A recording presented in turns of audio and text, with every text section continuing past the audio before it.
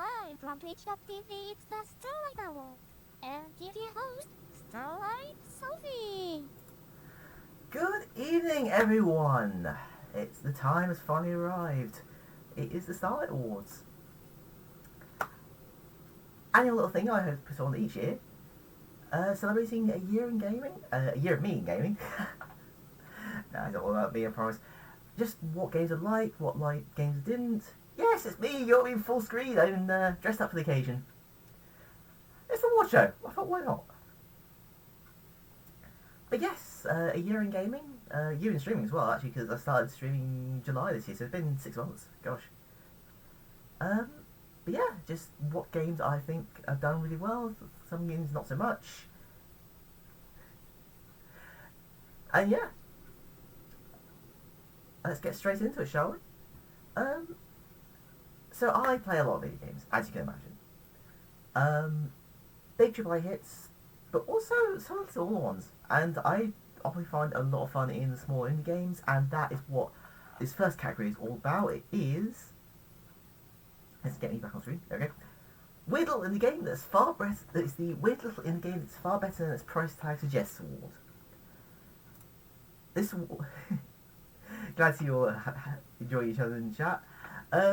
But yeah, the first one is the weird little indie game that's far better than its price tag suggests. Our nominees are the Apothecary Trubbies. This is a weird little indie game. I love a good puzzle, and this is a short. This is really cheap as well. It's like £2-3. All games in this, I actually played this year. So if you don't see if you don't see a game that gets nominated, it's probably because I haven't played it. Apothecary Trubbies though is literally like £2-3 on Steam at time of speaking. Maybe a couple hours long, but yeah, for the price tag, it's a really fun little kind of. It's kind of linguistic puzzle as well, because if you played Charles of Sinner, it's a similar idea to that, where you're an apothecary in the town Trubbies, and you've got to make potions for people, but your apothecary textbook is on a non-English language, so you've got to kind of work out from like context clues and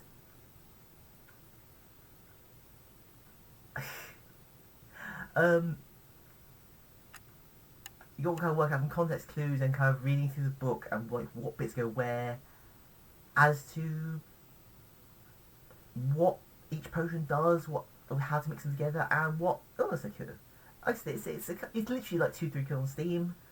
It's a couple of hours long, but it's a fun couple of hours, and like I said, I do like a good puzzle. Next up, Clover Pit. Any of you who watched any of my Spooky Month bonus streams saw me playing Clover Pit. Again, it's a slot machine take on Balatro, basically. It's it's a roguelike. Roguelike? It's somewhere in that ballpark of you play a slot machine, trying to earn enough cash, keep surviving, and potentially escape. There are endings where you do actually escape. Like I said, I just really enjoyed this. It's one of those ones there's like lots of little secrets like tucked away when you really think about it, and whether the actual kind of hidden law is you're in hell, or is it a metaphor for gambling addiction? You could easily read it as a metaphor for gambling addiction. Either way, it's very low price tag, and it's fun. I enjoyed it. Next up, Halls of Torment. Now I played this back when I was a big. I got bored of Vampire Survivors beginning of this year, so I went on a big kick of hunting through a bunch of games in the same genre, kind of bullet heaven. Halls of Torment takes that idea but gives it a kind of Diablo 1 aesthetic, I suppose. The very first Diablo, not Diablo 2. That same aesthetic, very kind of grungy, old PC game. Not gothic horror, but kind of that kind of, I suppose, fantasy horror, kind of zombies and demons and all that kind of thing. Twist, and there's a lot of kind of interesting build variation. There's a bunch of different classes, a ton of achievements to try and unlock everything. It's very similar to Vampire Survivors in that kind of lots of little achievements keep ticking over as well. And again, it's super cheap. Got like the price tag limitation I put was £10. All these are under £10. Horde's Torment, even with DLC, is under £10. And our final nominee in this category, Talented. Another one that was in this kind of Vampire Survivors like binge I did basically. This one, it's kind of Vampire Survivors-y, but instead of your character moving around, it just points in 4 directions, up, down, left, right. It's almost a kind of tower defense type thing almost, but it's just your character's in the tower. Oh yeah, the art's really good though. It's this old kind of Game Boy, original Game Boy aesthetic as well. It's that kind of, it's not even 8-bit really. It's kind of monochrome. It's kind of monochrome aesthetic.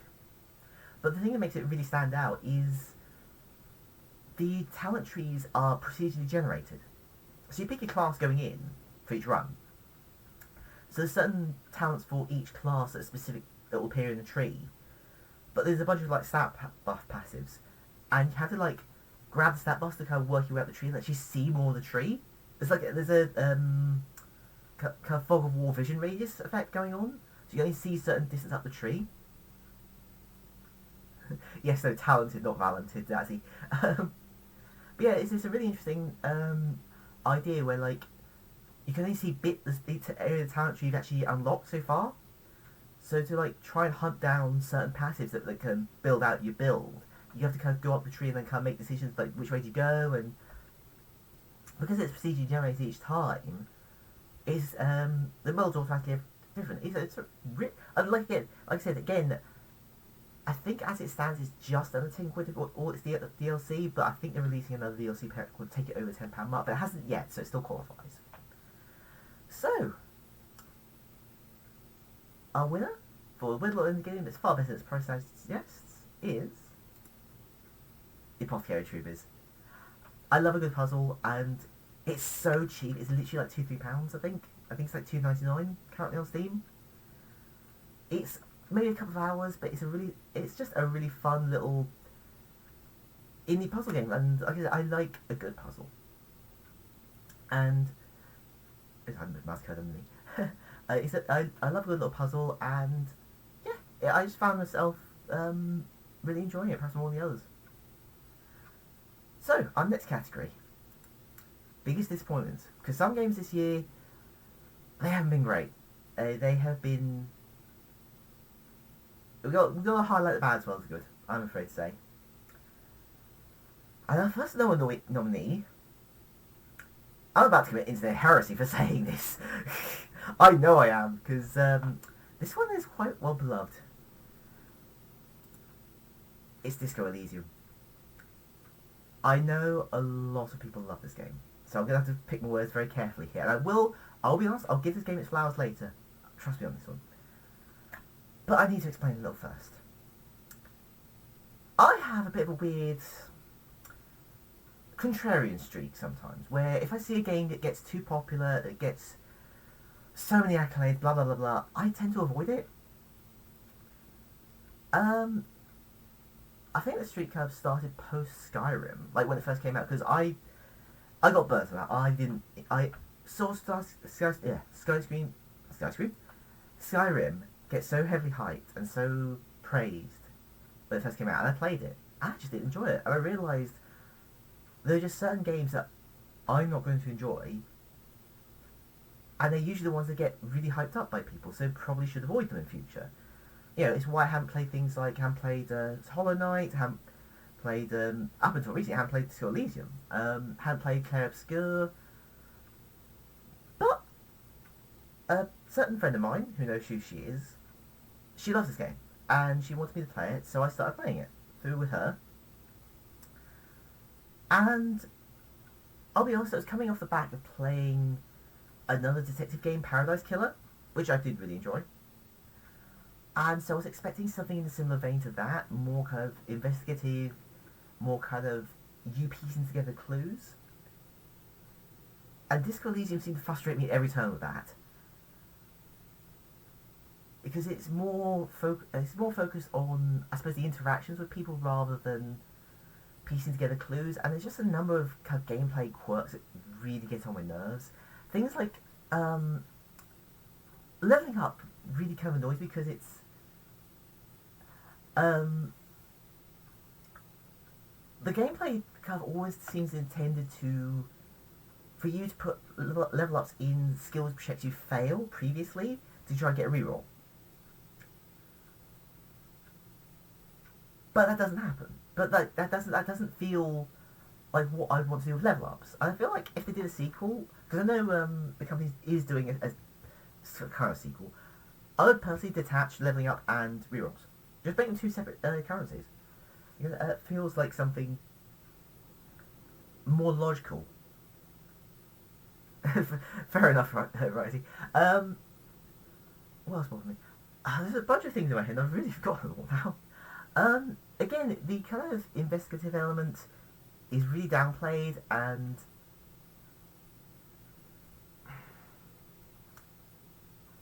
there's a bunch of things about setting that annoyed me as well. Like, it can't seem to make its mind up whether it's alternate Earth or it's just a different world entirely.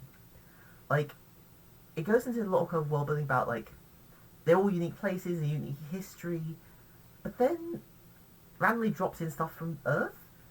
Like, there's a thing about Franco-Nigerian stuff, or I mean, some of the political ideology stuff feels a bit weirdly kind of jammed in there. And yeah, stuff just didn't really vibe with me. I also feel like, I think this is probably one of the biggest disappointments for me, is the game seems to bend over backwards to incorporate your choices. And this is kind of minor spoilers, so if you really don't want to know, I'll just feel free to stop listening for a few seconds. There's a bit where, like, the core conceit is you're playing a detective who's lost his memory. Like, he's on a massive drug and alcohol-fueled bender and lost his memory, and now has to investigate the case with no memory. Which is great for introducing people to the world, because you're literally playing a character who knows nothing. I get it, that's what they're trying to do. But they don't seem to do much with that kind of concept. There's an instant about halfway through the game, where you meet a character called Idiot Doomspiral, who he met you before you blacked out. He met you kind of mid-bender, and thus learned about who you were. And I thought, when I encountered this conversation, I genuinely thought, oh, we're going to find out who the detective was before you take over. Because you can take him in, like, a bunch of different potential directions, personality-wise.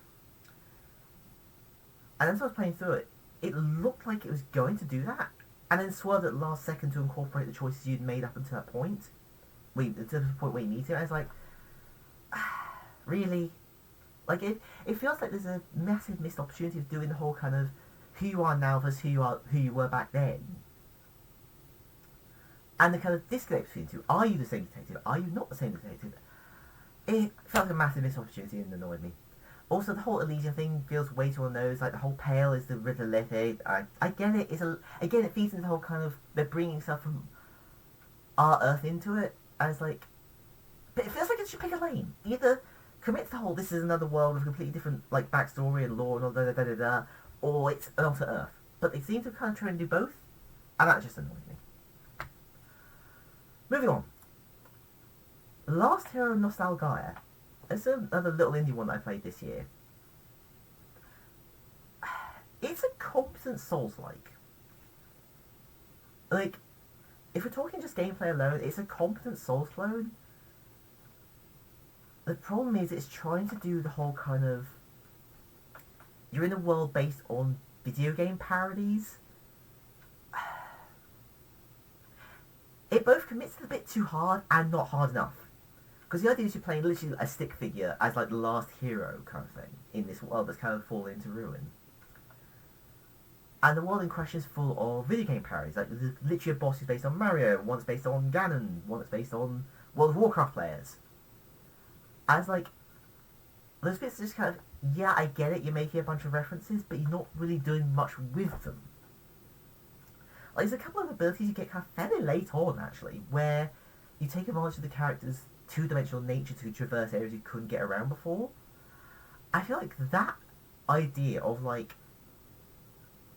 fucking with the code of the world, the kind of thing, or fucking with the fact that you're a two-dimensional character in this world, is a great idea. But they didn't do enough of that, and committed it too much to the video game parodies.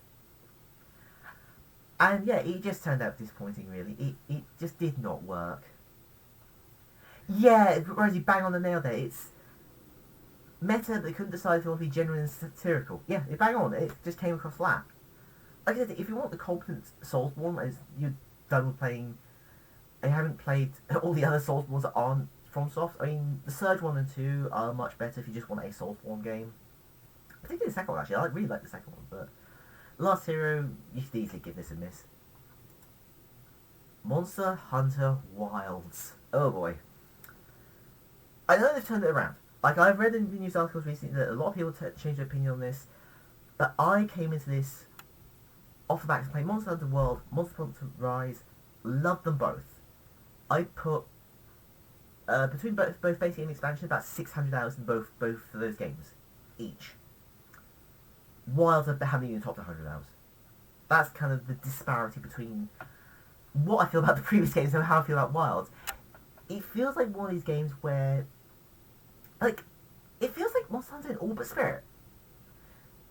Like, it's missing that special sauce. I think what it is that they've taken bits and pieces from both Rise and World into this. And they've then buffed away anything that, like, players got annoyed by. Because I know a lot of players got annoyed, some players I should say, not a lot of players, got annoyed by, for example, the kind of research / kind of hunting, how you got proficient at hunting each monster, particularly the scout flies. Some people got annoyed at that, you know, it was, but like, for me, playing through World for the first time, that felt very much like I was hunting a monster, you know, I was picking up the trail, I had to, yeah, for a monster I hadn't hunted before, you had to kind of try and find its tracks somewhere, you had to try and find, you know, bits and pieces it left behind. And for me, that felt very much like, oh, I'm hunting a monster, you know, you're finding its scratch marks, its footprints, its droppings. And each time you do that, you get better at finding it more quickly until you just have a straight path to it. In Wilds, you just know where it is off by default. You can, like, gather footprints and things, but it's more, it's just fluff. And, like, also up until like the kind of post-plot stuff, the difficulty is much lower. Like, they've really toned difficulty down. Even for like halfway through high rank, which is meant to be when, yeah, the difficulty really kicks in, it feels like it's just taking it easy on you. And, like, I basically cruised through most of the plot without even needing to switch armor. Like, I think up until about tail end of high rank, I managed to craft like 2 different pieces of armor, and just because the base set was so useful. And again, that doesn't feel like Monster Hunter. That doesn't feel like I'm crafting armor and sets to take on certain threats. I'm just cruising through. I mean, just do it on cruise control. It feels like Monster Hunter the theme park ride. And you can see why that's disappointing. Because I don't want the theme park ride, I want the actual experience. And the final one is Soulstone Survivors.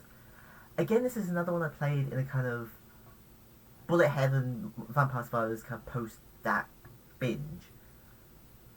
This one,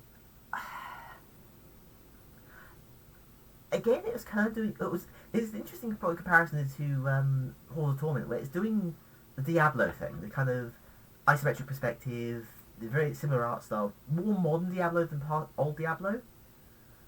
The thing I found disappointing about this though is more the kind of build variety, or perhaps lack thereof. The builds all felt very similar to each other. It didn't feel like you're like crafting a build, just grabbing a bunch of stat upgrades and some skills to kind of flesh out what you're doing. It kind of felt like you could grab almost anything and succeed. Also, there's a mode in there which is required for progress where it wipes you. It does like a boss rush, but like at multiple points throughout the run, it wipes you and you have to start fresh. And it's like, really? You gonna do that? That was just annoying. But yeah, that is our 4 nominees for biggest disappointment. So, who wins this category, shall we see? It's Monster Hunter Wilds. The big thing with why it took it when the other 3 didn't, with the other 3, I felt my disappointment came from my expectations being in the wrong place. This feel easy. I was expecting something more like Phoenix Wright or Paradise Killer. Last year, Nostalgia, I was hoping more from more of a kind of leaning into the video game, being, like I said, fucking around the kind of meta-ness of the character, but they didn't quite do that enough. Soulstone Survivors, I just wanted another Vampire Survivors kind of base game. It didn't quite stick the landing. Monster Hunter Wilds. My expectations were in the right place, I know, because it's a Monster Hunter game. I knew what I was expecting. I've watched a lot of previous stuff. Like, I wasn't even expecting to do open world. I feel like I could do an open world Monster Hunter game. Like, I think the technology's there, but they didn't quite do that with this. It kind of felt like they wanted to, but couldn't quite stick the landing with that either. But with the others, my expectations, I knew going into it were wrong, so I got disappointed by my expectation being in the wrong place. With Wild, my expectation was in the right place, and they disappointed me anyway. And they had further to fall. Like, the other three, they games by smaller studios. Monster Hunter Wilds is Capcom. They have a massive budget behind it. They should have got it right first time. So unfortunately, Monster Hunter Wilds, you take biggest disappointment. But now on to a happier category. It doesn't sound different because from the name, but the Out of My Brain category. Now, as I already mentioned, I love a good puzzle. I love a good puzzle. It makes me feel smart. It makes me feel like I've figured something out very clever. And that's what the Out of My Brain category celebrates. The game that made me feel clever, but also made my brain hurt, but then made my brain hurt in a good way. Yeah, made me put the time effort to really do the thinking, and then I feel clever afterwards. So our nominees are the Golden Idol duology. As you're along the right path here, Blueprints made the shortlist for the category. Didn't quite make the cut though. But yes, the Golden Idol duology. This one, oh god, my brain. This is a fun pair of games where you like have to figure out what's going on from very limited context, and then it's a kind of fill in the blanks kind of thing. But it's not Mad Libs. It's literally got to like figure out what's actually happening. And there's a fun, interesting running plot between the two games. This whole kind of thing about the Golden Idol and its path through history. I just realised I put the two games backwards. Case of the Golden Idol is the big first game. Rise is the second game. So they're backwards. But yes, no. They are a fun little pair of games. Some of the puzzles really did make my brain hurt, but it's one of these things where like, once you figure out what's going on, you do feel really smart. Once Glorious Artark. This was a late intro. This one literally came out like last month, and I found it, and it's an entry into a genre I should be looking into this year called Metroidvania, which is the kind of Metroidvania adjacent, but instead of it being combat based, it's all puzzle based. You are essentially trying to navigate around and into the titular Artark, a fallen city that's fallen to ruin for unknown reasons, and it's just you, your torch, and a book where if you find words scattered around the world and enter into the book, you unlock lore and passages about what happened to the city, or lore about the world. And some of that information is actually required to progress. You actually have to figure out some puzzles require you having found certain passages in the book and using that information to solve the puzzle. Like there's an early one where you have to find a set of tome entries about people dreaming about the city, and each of them references a certain direction. So once you found all of them, you then have to input the directions in one of the in like a stone tablet, and that's the puzzle. That is, it's one of those ones that made my brain hurt. But once you get the answer, or you like figure out, it's like, oh, that's clever. That's really clever. And there's a halfway twist as well, which as well. There's a twist halfway through. That's all I'll say about that. Next one, The Root Trees Are Dead. I played this at the beginning of the year. Absolutely loved it. If any of you played the Return of the Obra Dinn, this is very much inspired by that.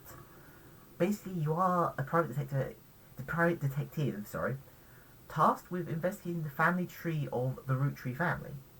Because the current owner of the company that belongs to the family, and his 3 children all died tragically. So now you've been tasked to figure out who's still alive, figure out the whole family tree, and basically, yeah,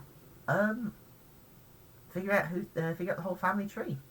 It's literally the whole family tree. It's not just like this is the current living members, but the whole thing. Great thing back to like 1900s. It's a similar idea to Obra Dinn, where you can't solve each one individually. You have to solve them in like groups of 3. Later on, it's like 4 or 5, but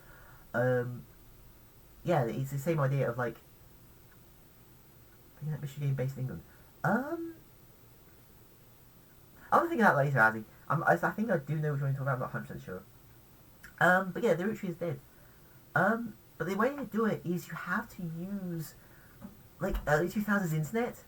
You have to look up the information on early 2000s internet. So you have to like use very specific web searches to find the right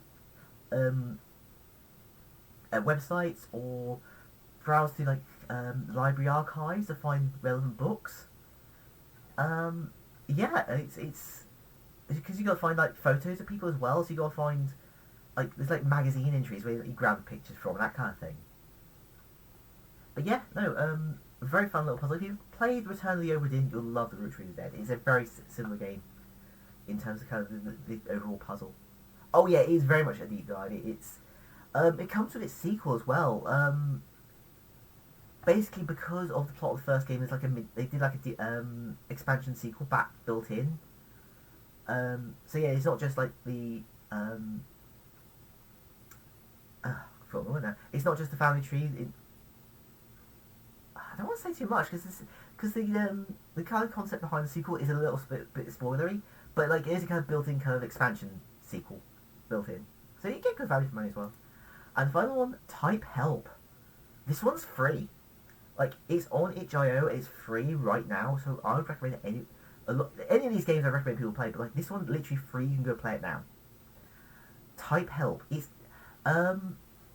you're navigating a very old PC system which contains the events of a very mysterious set of killings. I'm gonna say killings. I'm not sure to classify as murders. In a old country house called Galley House. And yeah, you've got to figure out how events played out by typing in it's literally console commands. It's literally like you got to pull up certain files, but you got to figure out how the files are structured and like who because all the files are kind of transcripts of conversations. You got to figure out from what people are saying which parts of the house they go to, because all the kind of locations where there's people in them having conversations and the noise being made will have their own file. But several places have conversations happening at the same time, so you gotta like figure out the order of events and everything. Like I said, it's really good. It's getting a visual remake actually. Hilariously, the people behind the Root Trees Are Dead have partnered with the Type Help devs to make a visual remake called The Incidents at Galley House. So if you do want to if you don't like the whole kind of typing in console commands thing, the visual remake is coming this year, 2026. It's called The Incidents at Galley House. It is on Steam, so if you want to go look it up, look at that. It'll be on there. I don't know when it's coming out this year, but yeah, no, Type Help I would definitely recommend. I don't recommend playing it now, even with the visual remake coming. But yeah, each of these tax my brain in different ways. So which one won? It was Once Glorious Artark. This one was such a hard call to pick. So I'm going to go down the line and say which ones didn't win and why. The Golden Idol Duology, particularly towards the back half of Rise of the Golden Idol, the puzzle became a lot more inscrutable. Like, to the point where, like, it felt almost impossible to figure them out. There's definitely some logic going into them, like, it just didn't quite click on my brain. Like, most of the way through, I was fine. It was just right at the end, I think that kind of spoiled it. Type Help? A lot of people are put off by the whole console command thing, whereas, it's literally just text on screen. I don't mind it too much, but I think the fact that it's getting a visual remake, I think that's probably going to be the better experience for most people. So it came down basically to The Root Trees Are Dead or Once Glorious Artark. I gave it to Artark simply because the twist of The Root Trees Are Dead is really obvious to guess. Like, I guessed it about, like, a quarter of the way through, and it's just a case of proving it. Like, if you know how families are back in, like, the 1900s kind of thing, you probably guess it yourself. Once Glorious Artark, though...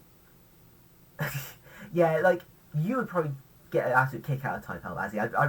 Actually, if I... what I will do is stick a link to Type... If you give me 1 second, I'll literally stick a link to it in chat right now. That is literally Type Help. That's the link. You can go play it right now. But yeah, Rouge is Dead. The twist I basically guessed about quarter of the way through. I'd say no, quarter 1/3 maybe. Like I said, the basic puzzle was really fun. Like I love that kind of Oberdin Rouge is Dead style kind of. You got to figure out information about people, and it only gets solved in like blocks of 3 because that's a really good way to avoid brute forcing things. Once Glorious Artark, though, the puzzles are all over the place and make you feel really smart figuring it out. It's also got a really interesting mechanic that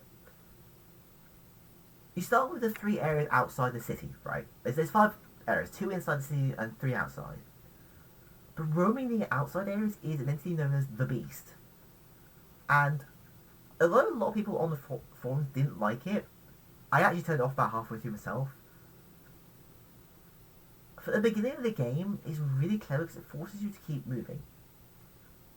Because it basically locks out one of those 3 areas. So it forces you to not get stuck on one puzzle. And there is actually like an audio cue for when it's moving from area to area, so you know the area it just left is available kind of thing. Like early on, that's really useful to avoid getting yourself stuck on one puzzle, because you might need a piece of information for another puzzle, or which is in a different area, or you might just need to move on and come back to it. I really like that trail of logic from the developer. I will agree with the idea of turning it off about halfway through. Then once you go into the city proper, and need to kind of dip in and out kind of thing, for certain puzzles, I think that's the point you turn it off. I do kind of feel like there's a couple of missteps. One would be just the ability to like tame or capture the beast. About halfway through would be a good thing to do. There's also one puzzle that requires audio memory, where it's like you have to memorize sequence of notes, and I just couldn't do that. I just could not. Apparently the devs implemented a kind of subtitle system for that. And a later patch though, they're really conscious about accessibility in that regard. So, but even with those flaws, they took the win on that one, and good on them. It is a really good game, and I really look forward to not just exploring this whole genre, but seeing what they do next. Like that, I'm looking forward to the next game with interest. Right, favorite stream moment. This is less about games, more about the stream itself, but I haven't been doing this for about 6 months, but already I've been having such a great time with this. And so I'm going to honour some of the moments I really enjoyed. First up, The Altars. The very first game I played on stream, and the clone band moment. Oh, that was just a fun twist in the game like that. It was just kind of, just all the clones randomly starting, like, forming a band, singing. Perfect little moment in the game, and just kind of singing along with that little impromptu song they put together. It's just a lovely little wholesome moment. Yeah, it's just like clone band. It was just a fun moment. Next up, Clover Pit, the Super Mega Ultra Ultimate Jackpot. Oh, that was so funny, just popping off on that. Just seeing the game pop off was just like jackpot, big chunk. Just seeing the normal jackpot stack up and up and up and up. I think I managed to, in the same stream, get it twice as well, where it like did it like ×1 and then ×4 in the same stream, and it was just, oh, it just made me laugh just kind of how much that game, when you hit like the big jackpots, it will just like shower you with effects and make it look like the slot machine's about to explode. I don't know if it actually does explode. I think it just fakes you out with that, but it just looks like it's going to explode. And it's just like, it's fun. Again, it's the reason why Clover Pit got the nomination. Dark Souls, beating Quelaag with just punches. Oh god, that fight turned out to be more, like, both more or less than a headache than I thought, because going into it, I was like, this is a fire type boss, but will it be immune to fire completely? As it turned out, oh god, yeah, literally the first time I encountered that, I threw fireball, it just did no damage. I'm like, oh, shit. But yeah, that was a fun fight, and like, I think of all of them, it felt like that was the one I learned the boss's patterns the most. Like, where I learned how to properly beat it. So the fact that I was just doing like 30 damage punch and just kind of chipping her down punch by punch by punch by punch. Whew. That took a while, but the fact that I did it a few attempts as well, that really impressed me. I don't think it was like, I think it was more than 3. I think it was like half a dozen. But like the fact I managed to do it at all, given at that point in the game, like damage was so low with the punching, worked out so well. And then our final nominee, getting raided on the very first stream.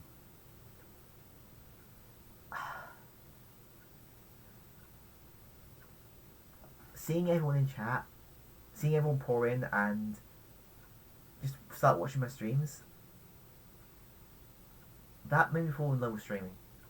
Like, that made me fall in love with having an audience and having people in my stream.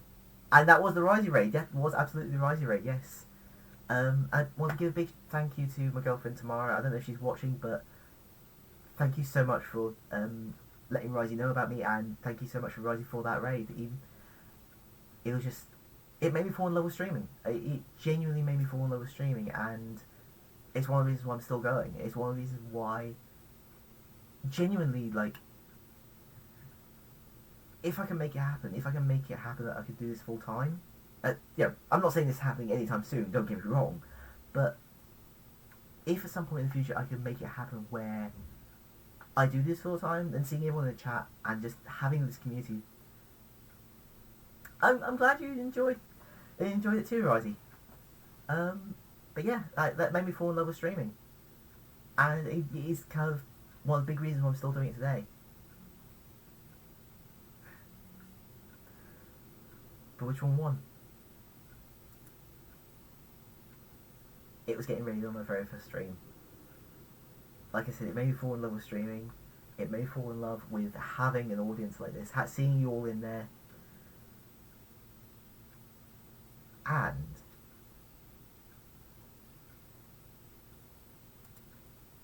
if I can make this work, we have a special guest.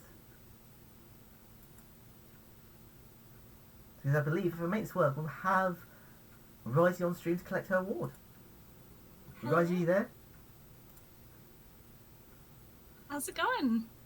Oh, okay. So the tiny image didn't quite work as well as I hoped, but oh, it's a little tiny little Risey. Oh, what's the stream about? A little scuff, eh? Exactly. But yeah, here to collect our award, Risey Realm Hopper, everybody. Thank you so much for the lovely introduction. It was absolutely such a pleasure getting to raid you for your first stream. So glad the lovely girlfriend told us that we could come and visit you and bring all of that hype over. Literally one of my absolute favorite things about streaming is getting to share communities with people, and I only wish that I'd had more active time on Twitch since then so that we could continue strengthening our shared communities. Absolutely, like seeing everyone kind of part of this chat like that, and just kind of having an audience and like having people just kind of bounce ideas off, just having conversation with you, bouncing off chat and like talking about the game and just kind of sharing my enjoyment of games with people, and just share, like as you pointed out in chat, sharing the love kind of thing. And it's one of the things I really enjoy about Absolutely. This is, I love lots of different games. I'm not one for necessarily playing the big AAA hits. Like I've been playing a ton of Pokemon Legends recently, and so you're sharing my love of that as well. But like also some of the smaller games, like I picked the Ultra because it seemed like a really interesting stream game, but also because I saw the trailer for it and it looked really interesting. That's why I started with that one. Oh yeah, absolutely. And that's like the thing is, I feel like we've all got those big games that we like that everyone's playing and everybody's talking about. But I love seeing the little indie games that are just actual total hidden gems that nobody's playing, and then I see somebody like you playing them and I'm like, "Huh, what is that?" Oh, absolutely. That's one of the things I want to do on my stream is highlight some of the small games, highlight some of the kind of weird and wonderful games that are out there, because I feel like some get obscured. You know, a lot of people, when they come to gaming, they think of the big stuff like, I don't know, COD, League, Mm-hmm. Pokemon, all the big Nintendo games, all that kind of thing. And it's just like, no, that if you go off the beaten track just even a little bit, some of the kind of double A studios, where like, they probably have some really interesting games. It's like some of the ones are just like a couple of quid on Steam. There's a reason why I opened with the weird little indie game that is far better than the cost suggests. Is because there's so many games like that out there, which are like less than 10 quid, but like you can get like a really good, 10, even if you're looking a bit pricier, the 10, 15, 20 quid price bracket. They're amazing games that like I feel play with concepts that a lot of the bigger studios don't, and I think that's absolutely one thing I do want to do with the streams is highlight small games. Yeah, absolutely love that. That's probably my favorite category of the awards. I love seeing those. Yeah, that's why I opened with it. Again, it's those kind of games that kind of... As someone who's really interested in game design, I like seeing people experiment with new ideas, and I think you get that more in the small games. I definitely agree with that. I feel like the bigger studios, they know what works and they're willing to just continue remaking what they know works. Yeah. But smaller studios, people who've never made games before, have to be like, this is what I'm interested in making. If it flops, then I still made a thing that I love. And that's where you find like the real passion projects that have interesting stuff going on. Exactly. It's that passion. It's that passion that shows through in a lot of these more games. Because it is the small studios, it is the smaller devs that do the kind of passion projects. I mean, that's kind of the thing that got me into the indie games in the first place, is these kind of passion projects. One of the first ones I played, gosh, it's been about 20 years ago now, was a game called Uplink. That was by a little British studio called Introversion. And, that kind of opened my eyes to this idea of, like, smaller game studios, smaller kind of projects. I think them were made with love and made with kind of passion far better than some of the big studios. Like, it's... Like you said, the big studios know what works and stick to it almost too heavily. Whereas... if you go off the beaten path, you find some interesting things. I mean, Once Glorious Avatar took out of my brain for a good reason, because it's a very clever idea done very well. This idea of filling out this big tome of lore about this world and using that to then solve puzzles in the world. And there's a kind of almost weirdly kind of cosmic horror element to it as well. Like, but you don't see that from the big studios.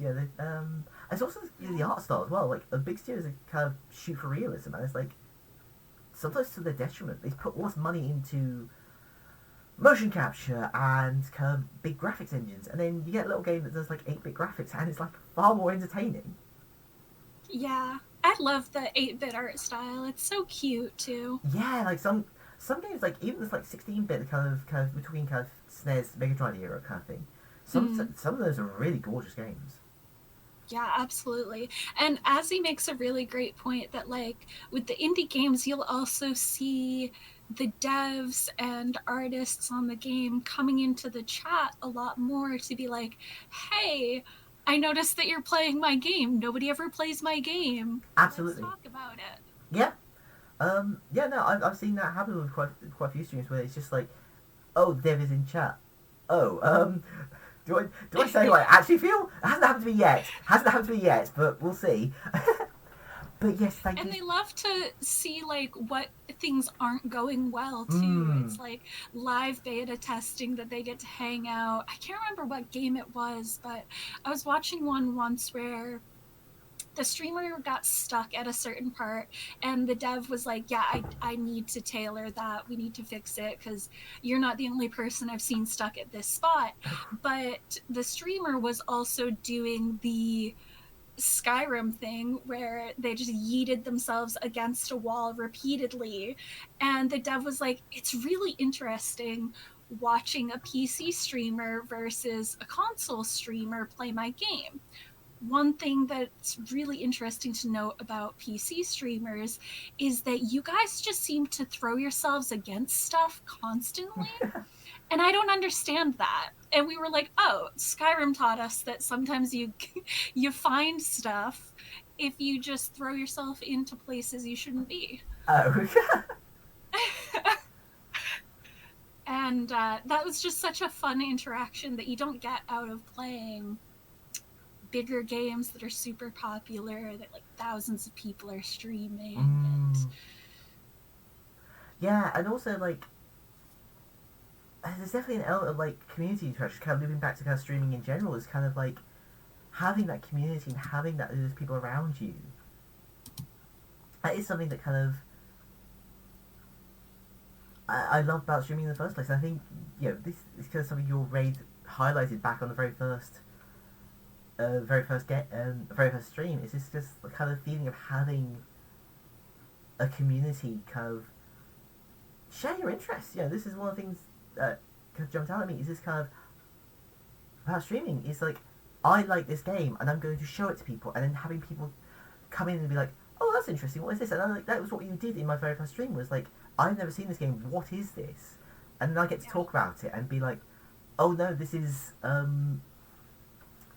this is the altars, this is kind of survival slash the kind of visual novel element of like picking what clones you make and all this kind of thing. And again, it's just one of these things where it's like being able to share your passions with a community like that. I think that is just huge. And having your stream on having your raid on my very first stream, and just showing, it's just showing you what streaming could be like. Because up until that raid, it was very much kind of talking into the void for me. And for a few streams after, it's I still have that kind of talking into the void moment when it's like very quiet on stream and there's no one talking in chat kind of thing. But like, yeah, very much is kind of having people in chat, having people see the stream, and just kind of being able to like I said, have this back and forth with chat, like being able to have this back and forth and talking to people in chat, and kind of having kind of in jokes in real time. Like another thing that jumped out was one of my Dark Souls streams. We were talking, I think it was Azzy who brought this out, talking about what Estus tastes like. In the green, it's basically Sunny D. And like that still stands out in my mind. It's one of these great moments with chat, and it's just like your raid in my very first stream kind of highlighted that, what it could be, and I think that's kind of kept me going ever since, and I'm forever thankful. I'm so glad we could bring our community over and hang out and make that first stream special and start to get to know all the games that you're interested in playing. And yeah, it's been great. I look forward to seeing what you play this year. Oh yeah, like I've got to figure out what I'm playing this year. I'm very much flying by the seat of my pants on this one. That's totally valid. And also, one thing that you mentioned is you still have those moments that feel very talking to the void, and I feel like it's really easy to get down on yourself in those moments, but I have those moments all the time still too. 5 years into streaming, there's just sometimes where people my stream is big for lurking. A lot of people just come and open up the tab and say hello and then just go silent and hang out with me in the background. And sometimes it's nice to just know that, oh, I am that source of comfort for somebody. They're not chatting. It feels like I'm here by myself, but I know that somebody's getting comfort from having me around. Yeah. No, I can see. I get where you're coming from with that. I know, as he said before, that she often has me in the background and just kind of lurks. And yeah, it is. I think having people just pop in and kind of watch. It is nice knowing that you are a source of comfort to people. Like knowing people want you kind of, even if it's just in the background. There's a kind of yeah, as you said, you often lurk. Yes, Mm. and yeah, it is nice knowing. Oh, we've got a first time chatter. Hi, hi. Sorry, I just saw that pop up. Yeah, it is just it, Solemn. friend of yours. Yeah, one of my moderators. Ah, okay.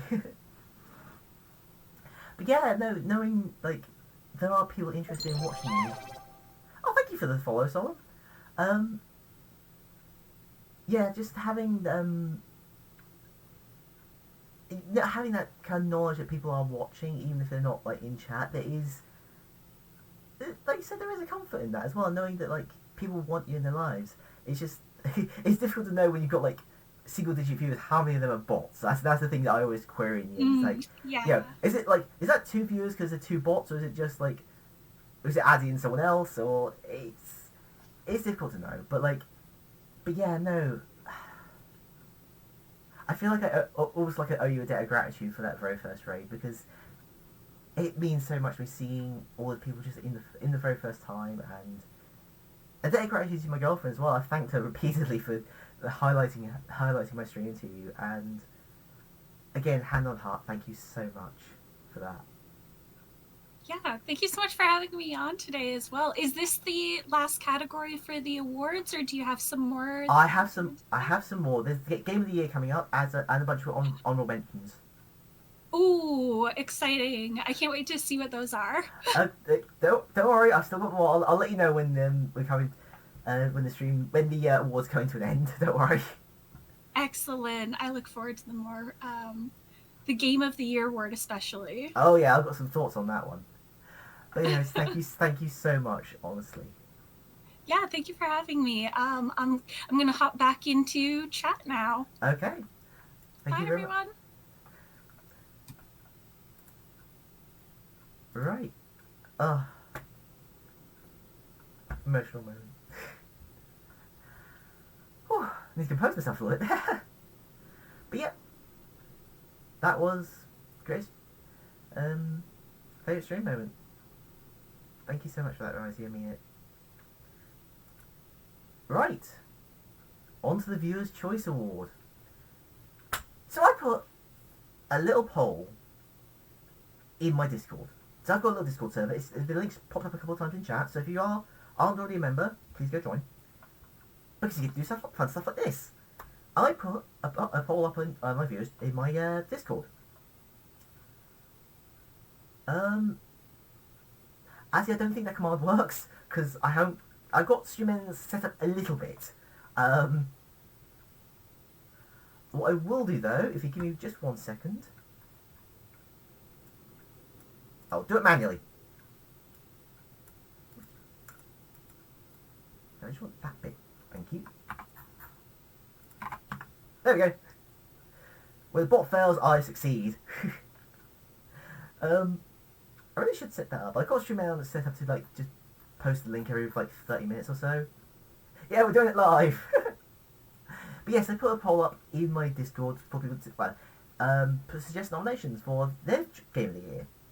I thought it was going to be nice and simple. A bunch of people were going to put in a bunch of suggestions. One was going to come out on top. And, we'll just do it. We put it here. Viewer's choice. You guys picked such and such. Did it happen that way? Did it? Fuck. I ended up with a 5-way tie initially.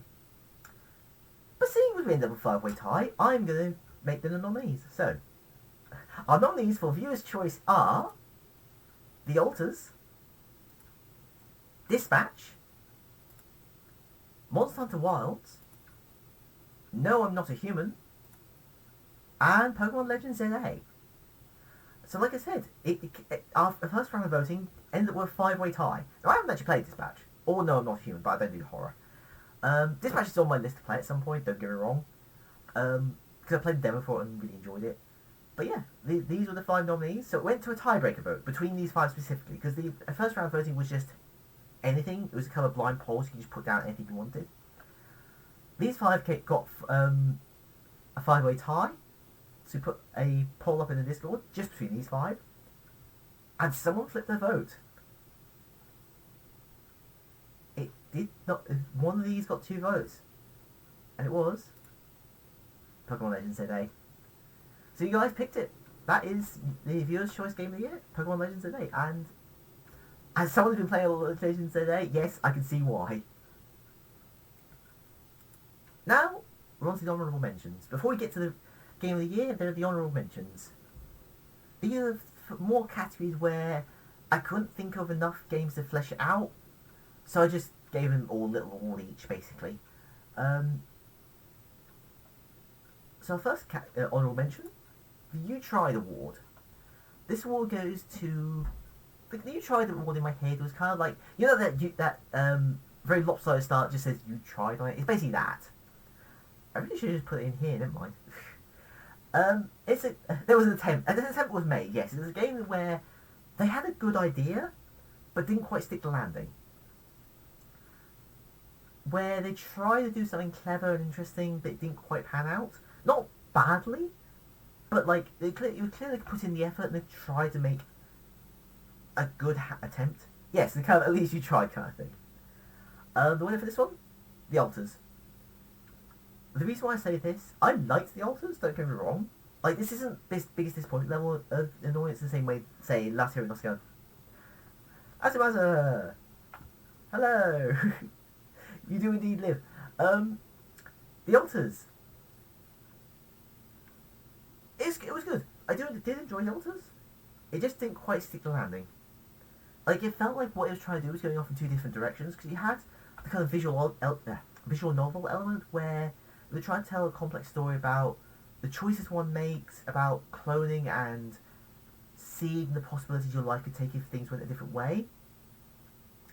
Which is interesting. That's an interesting story to tell, and the whole kind of using cloning as a kind of branching path system is a really good one. But it stands in stark contrast to the kind of survival-based building elements. Again, it's an interesting idea, this kind of surviving on a hostile world, you've got to get enough supplies to keep the base moving, the hamster wheel. It looks like a giant hamster wheel. To keep the base moving, and you've got to kind of research new technologies, explore the locations you stopped in to kind of set up mining facilities and gather enough resources to move on again. But those 2 elements are kind of opposing each other. They do not gel, because if you want to tell the full story, you kind of can't have people dropping dead halfway through. And conversely, if you're doing the whole kind of survival thing, you want to make mistakes punishing. You want to make it so that if you do fuck up the survival part, you can just lose. And these 2 elements just pulling in different directions. And don't get me wrong, it's interesting.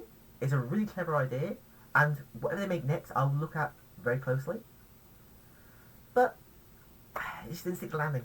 So you tried. Honorable mention goes to The Alters. Next up, holy shit, was that just a demo award? This goes out. They've played quite a few demos this year. I know, as I mentioned already, I played the Dispatch demo. That didn't win this one, unfortunately. But this was a game where it was just a demo, but surprised me so much that it gets their little award. And yeah, it's probably such a good demo. I played a ton out of this. Oh yeah, there's a lot of great demos. This one goes to Dead as Disco. Play this demo. It's a rhythm-based kind of spectacle fighter, similar. It's somewhere between Arkham and Devil May Cry. The Batman Arkham games and Devil May Cry and the kind of gameplay, but it's rhythm-based. It's got a bit of Hi-Fi Rush in there. It's very similar to Hi-Fi Rush, actually. It's a good point of presence. Hi-Fi Rush, but it's similar to kind of the Batman Arkham games fighting style. But like, the real genius thing about this demo is, one, you do play through like a couple of one of the levels in game, but it also has I think it's called Infinite Disco mode. It lets you import your own songs. So yes, you can import any song you like to it. Just set the RPM properly, and then you just got like an infinite kind of it's basically just kind of wave-based score attack mode, basically. But it's to your own music. It's not just the in-game tracks. It's you can stick whatever in there. You can stick Dragon Force in there. You can stick other video game soundtracks in there. I stuck I think I stuck some sort no, it was Shadow. It was I Am All Me in there. It is such an amazing idea. It extends the playtime of the demo by like so much. Yeah, it's such a genius little thing, and like because you put the beats per minute in as part of the setup for it, it just keeps everything in track to the beat of the song. You can even tweak it. Like there's like they do suggest an ideal range. So if you find the beats per minute for the song you want to put in is outside that range, you can either double or half it depending on which way it's out to make it still fit in. It's then on either half beats or every other beat, but it still fits the music. And it's just like, oh my god, this works so well. It is, yeah, for a demo, the fact they could do that, like, I've seen videos of people doing, I think someone's already modded it, so it's got the K-pop Demon Hunters as, like, your playable characters. I think it's Zoe they put in, because of course she uses the twin daggers, and you, like, the weapons use a pair of drumsticks in the game, so of course it fits. I just see Zoe from K-pop Demon Hunters fighting to how it's done in that. Mwah. Like I said, play this demo. It is free, because it's a demo, obviously, and it's just, that game needs all the exposure you can get because that looks so good as well. Like even if you don't do any modding or anything like that. Right. So yeah, that's holy shit. That was just a demo. Like that's literally what it made me say because how much you get out of it. Next up, okay, maybe one more game. Whoops, that's 2 hours gone. AKA Time Vampire. This is a game where like I'll play it and be like, okay, one more game, and then I'll look at the clock and it's like, oh god, that's another 2 hours gone. Not even intentionally sometimes. It just kind of pulls you in and just kind of oof. And the winner of this one is Slipways. It's just an interesting little one. It's a kind of I suppose the nearest point of comparison would be those 4X strategy games. But it's a space one, obviously, but without the kind of... There's no military. It's literally you're building a kind of interplanetary... Oh yeah, it's very much that. Check out a new game. Oh wait, it's 8 hours gone. Yeah, exactly. Just one more game is suddenly we're a birdsong outside. Yeah. So Slipways is a kind of 4X adjacent game. Where you're building a kind of interplanetary trade network, essentially. You're building the kind of warp gates that connect worlds. And each game is kind of randomly generated, but you got to, like, research technology to improve your network and connect planets together. But you can't connect them in such a way that, like, they trade the right resources to each other. But also you got to pick, like, the right worlds that colonize which resources you want that world to produce and what to trade for, I should say, and then connects to the network such that like it gets all the resources it wants and sends out the ones you want. So like you'll have ones that like turn water into kind of plant matter. So you want to make sure water goes to it and then send the plant matter onto another world, which may then turn that into people, which then can send that to a fourth world, which turns that into water, which you then send back to the first world. And then it's one of those ones where, like, you play one game and just kind of like, oh, the sun's come up. Like, each game doesn't last that long, but I'd say, like, each individual game is more like, somewhere between half an hour and an hour, but you can easily just get stuck in the loop of, okay, one more. And, yeah, if you like 4X strategy games where it's things like, what's good? Sword of Stars, kind of Civilization. What's like the space one? That's Stellaris. That's the one I'm thinking of. Stellaris is a very good point of comparison. But we don't like the kind of military aspect. This is basically that. It's all about kind of managing your trade network and colonizing planets and researching new upgrades for your network and that kind of thing, but without the war aspect. There's no war aspect. Yeah, fun little game, that is. But it is very much Time Vampire. I'll warn you now, it is a Time Vampire. Oh, I forgot to do the real comedy on this one, never mind. the Not Too Spooky for Me award. As you can see, you went to Sails of Blake Manor. This is the award for a game that's just the right amount of spooky, because I don't really do horror. So it has to just, like, can't handle jump scares. So for me, I avoid a lot of horror games because I don't want to get jump scared. I don't react well to them. It would probably be entertaining to have on stream, and I got jump scared a couple of times by Sails of Blake Manor. But yeah, it's landed just in that right amount of spookiness for me to handle, but without it being too spooky that I just stop playing. But yeah, just the right amount of spooky. Like I said, it did jump scare me a couple of times, but like they were more unintentional jump scares or just people being in the wrong place at the wrong time kind of thing. It's like, I literally just got jump scared by a human person. It wasn't even a ghost, just a human person being somewhere unexpected. So, yeah, you can kind of see how easily spooked I am. And next up, board game of the year. So I don't just play computer games, I play board games as well. Bit more difficult to show on stream, but as you can imagine, I might do board games on stream someday if I can find a way to stream them. But again, that'd be kind of, if I made this into a full-time thing with making money from it, etc, etc, etc. You know, I might have a board game day. I don't know. That's way in the future. That's like years in the future. But no, I play board games as well, and one I got a chance to play this year, which just was an amazing experience. Blood on the Clock Tower. It's a social deduction game. It's very similar to things like Werewolf, Mafia, Among Us, where you've got a certain number of people in the group which are the bad guys. If you're familiar with the traitors as well, similar concept, but everyone in the village, everyone playing has their own role. So you all get things you can do, or you get information. It's a bit of a clusterfuck, particularly when everyone's trying to figure out who's lying, who isn't, that kind of thing. But no, this was really fun. I even got a chance to play, in one of the games I played, I got a chance to play as the demon, and like, that's such a nerve-wracking experience where you're just like trying to feign ignorance. Even though you get, like, if you're playing as the demon, you get like a bunch of bluffs to work with. Oh, board game Wolf Star isn't a bit of a cluster. Yeah, don't get me wrong, the clusterfuck that comes from Blood on the Clock Tower is the big moving piece part of all the people interacting with each other and possibly lying.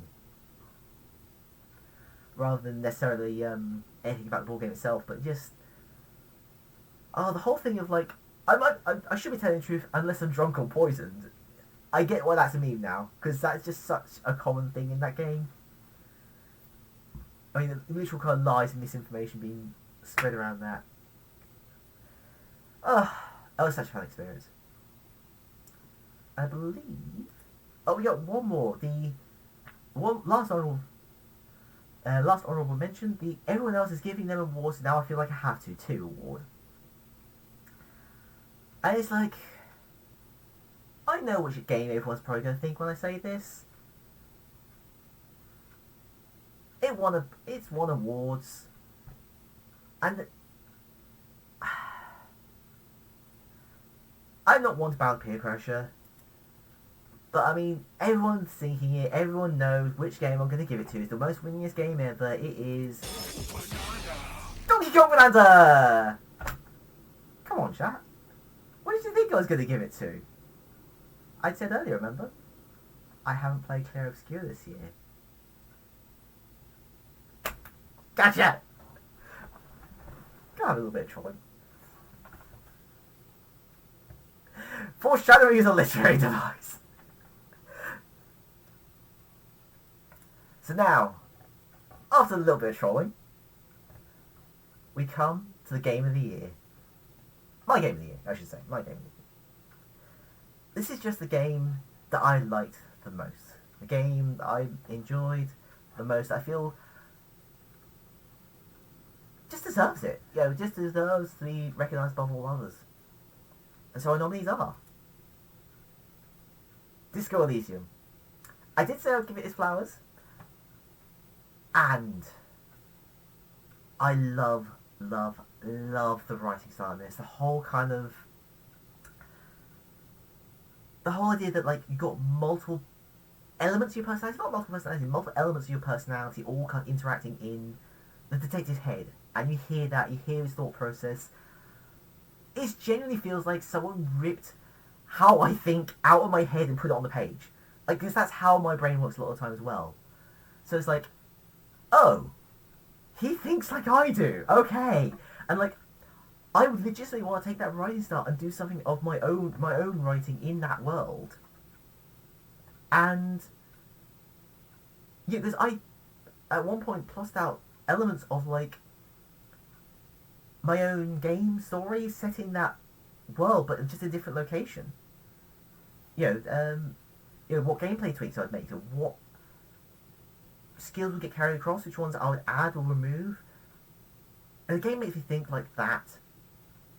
It gets a nomination, and like the music isn't to my taste personally. Like the whole kind of sad trumpety music, not my thing. But I can tell they put a lot of love and thought into the music. They put a lot of thought into the atmosphere. The art style is incredible as well. Despite my gripes with it, there's a lot to love about this game. And if you can get like, again, I think you need to approach it with the right mindset. And the reason it was up for biggest disappointment was because I went into it with the wrong mindset. I think I can see the love, why it gets praised by a lot of people. Next up, Ninja Gaiden 4. Another late entrant. I played this beginning of December. And what is a Sophie Game of the Year list without a Platinum Games entry? Because although this is nominally by Koei Tecmo, Platinum Games had a heavy hand in its development, and it shows. Like, it shows very much the gameplay, and I love Platinum Games. Like, I've got all the Bayonetta games, I've got, the whole genre I love of spectacle fighters. I played through all the Devil May Cry games, played through all the Bayonetta games, I played through Nier Automata as well, and that's another Platinum one, even though they're working with another dev there. And so I picked up Ninja Gaiden 4. And again, it's this perfect kind of... I've played previous Ninja Gaiden games that kind of bounce off them because it's not a difficulty thing, it's a specific gameplay style thing. Like, Ninja Gaiden tends to expect... Previous ones, anyway, tend to expect a certain play style almost, and it doesn't quite gel with how I play.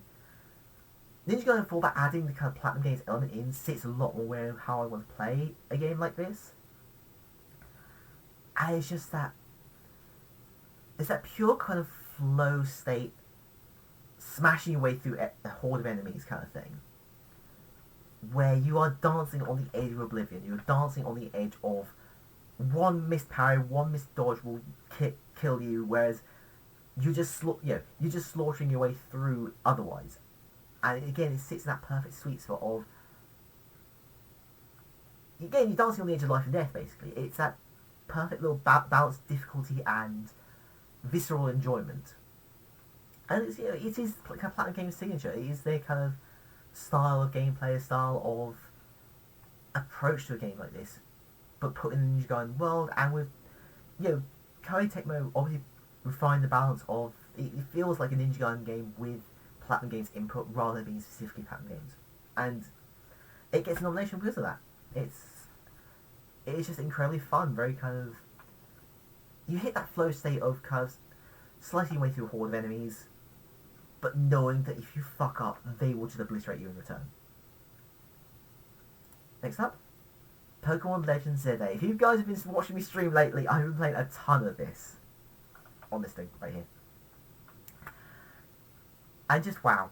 Like, I wasn't even planning to play this game originally, but I saw a friend of mine playing it around hers, and I was like, shit, this looks really good. Can I have a go? And I had to go at PvP, actually. And the change they've made to the combat system, making it real time, making it kind of cooldown based, rather than the old turn based system in a lot of Pokemon games, that pulled me back in. Like, I've been playing Pokemon since Generation 1, red, blue, and yellow. So when I say I know my shit when it comes to Pokemon, I know my shit when it comes to Pokemon. I've been playing for a long time, and like, I dropped off years ago because the formula just couldn't pull me back in anymore. The change they made with Pokemon Legends is just reignited a love for a game and a franchise that I haven't had in years. And, I've gotten really heavily into the PvP. I've really enjoyed the PvP they put into this as well, which is something I've been getting more and more into PvP games over the years, but, something like this where I've had, a lot of success and being able to kind of grasp what's good in the PvP and what's meta and that kind of thing, it's just come naturally to me as well. That's something I just really enjoyed. And final nominee is The Root Trees Are Dead. It missed out on Our Brain, but it gets a nomination here over Once Glorious Artark for one very good reason. It feels emblematic of the puzzle games I've enjoyed this year. It's such a good puzzle game and such a good kind of... I want to see more of this. I love the kind of Obra Root Trees of Dead style gameplay where you have this big puzzle, but you take it apart in pieces. You do a little bit here, a little bit there, and kind of, but not so much that not so small piece you can brute force it. You have to have the kind of proper logic, proper figuring things out, and the kind of unearthing this overall mystery. And yeah, Once Glorious Artark, as again a point of comparison, is a one and done thing. It is its own thing, and there's a whole genre around it, the kind of Metroidvania, which again I want to look into, but I want more of games like The Root Trees Are Dead. I know there are already more games like Once Glorious Artark, but I want more of The Root Trees Are Dead, and that's kind of why it gets the nomination here. So, here it is. Game of the Year. It goes to Pokemon Legends today.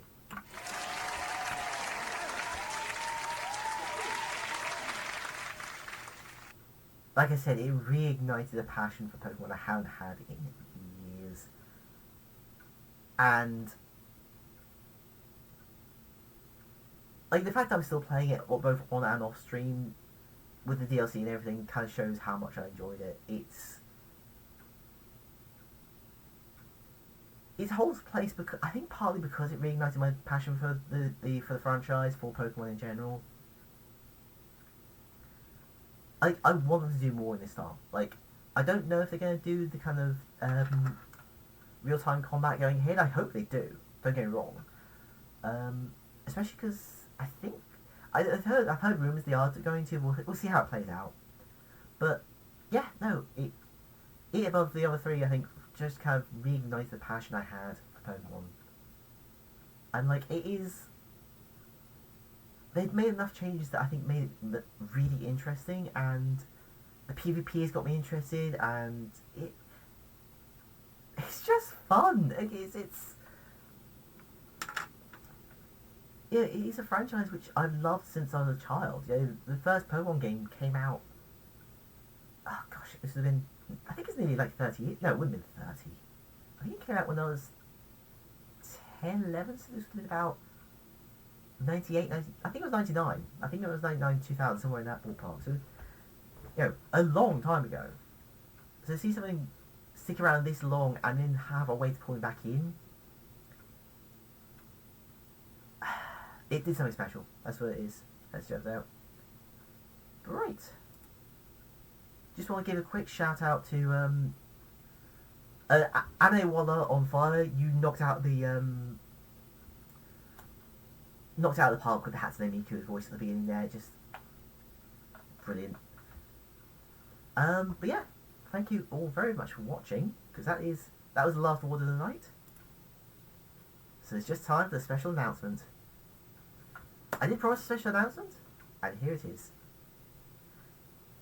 So, as some of you, well, hopefully all of you know from reading my bio, I am transgender. I'm a transgender woman. And I've been transitioning now for... I had it all together between waiting times and hormones and everything. I've been on HRT for about 5 years now. But been transitioning bit by bit over the last 10 years. And another big step in that's coming up. I've actually got my bottom surgery coming up. That's the big announcement. I will be having surgery basically beginning next month. It'll be the 9th. So, yeah.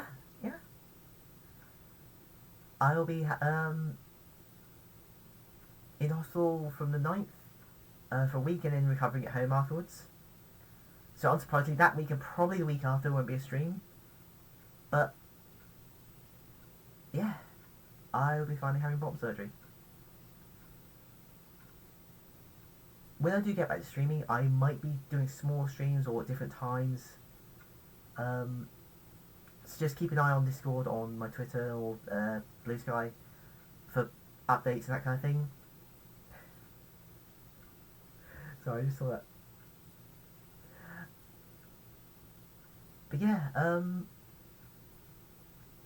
absolutely hell yeah moment. But yeah, I will be finally having pop surgery. I've been waiting years to get to this point, and yeah, it's been a long time coming. But yeah, the surgery will be on the 9th. So like I said, I'll be in hospital that week. I'm going to say a week after, I'm probably not going to be able to stream, just because of recovery. So, let me just quickly check dates. Like I said, keep an eye on Twitter and Blue Sky or my Discord for more info as to when I'll be able to stream. It might be a bit more erratic, like looking at the absolute earliest, probably the 26th. But I might just take the whole of February off. Well, not the whole of February, because I'll be streaming next week as usual, but yeah, it'll have to be kind of see how it goes, basically. But yeah, I had bottom surgery. But yes, that is the very last thing of the Starlight Awards. So thank you very much for watching. I'm going to I think what I'm going to do is I'm going to take a quick break. Say 10 minutes, 10-15 minutes, and then I shall probably hop back on Pokemon Legends today. So for those who just want to stick around for the awards, thank you very much for watching. Please, I mean, I mean, very much like for you to stick around for the whole stream. If you want to hear more from me, as always, join my Discord. Follow me on Twitch and Blue. Follow me on Twitch definitely. Follow me on Blue Sky and on Twitter and on my Discord for more announcements when I'm streaming. Particularly post surgery, I'll be keeping you all posted with updates there. But yeah, I'm gonna go take a quick break, and then we'll be back on stream as usual. I'll see you in about, I'm going to say 10 minutes, make it about like 5-10 past. Let me just quickly stick something on the background for you all.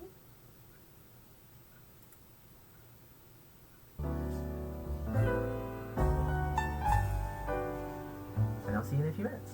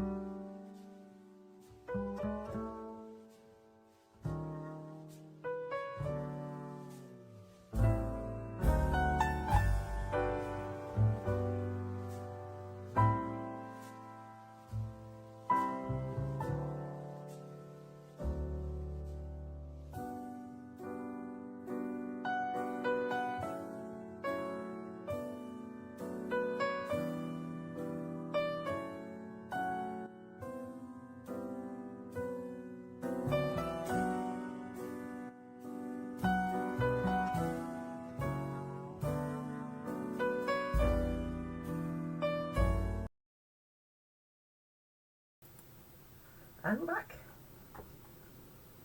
Come on.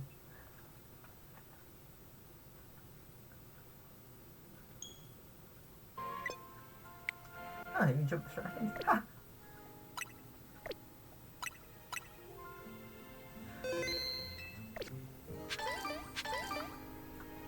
Yeah, I'm back. I generally don't remember what I was doing now. That's all. I've got a special scan available. Did I do the previous one or was that a battle zone? Ah.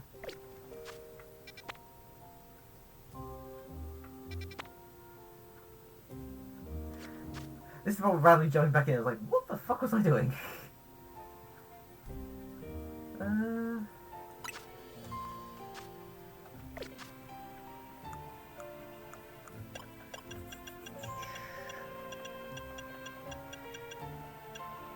Oh yeah, they wanted rematch, didn't they? But how far away? Royale. Here we go. That's what we check. Oh, actually, two. Let's do about the Infinite Royale. Seeing in night time.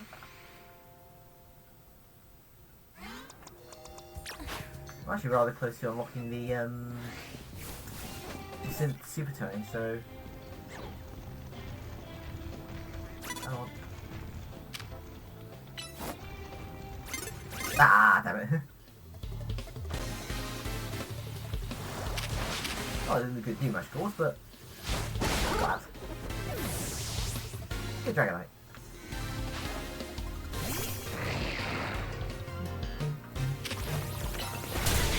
Whee! Doink. I don't know why, but I love the kind of moves where you like jump up and slam back down again because it looks so silly.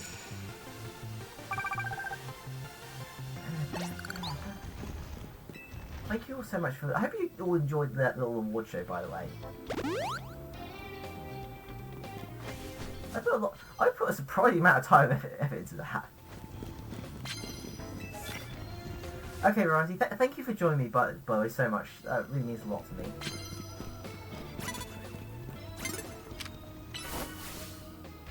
Yeah, thank you very much for actually being able to hop on stream and everything, Risey. That, like I said, thank you so much.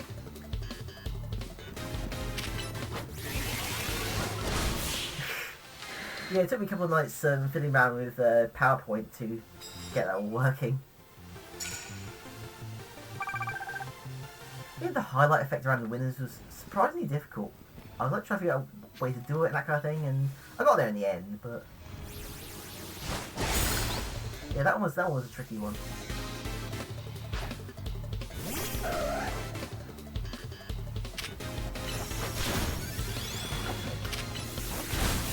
There we go.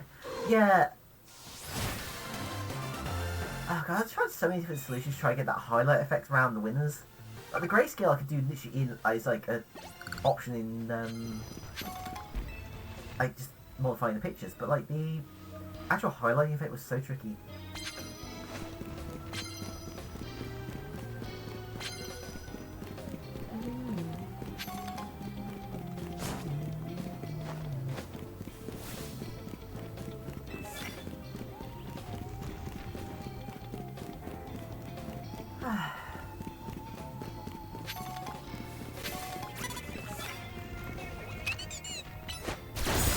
I'm glad that went so well, actually. Like, I was genuinely expecting more things to break or go wrong.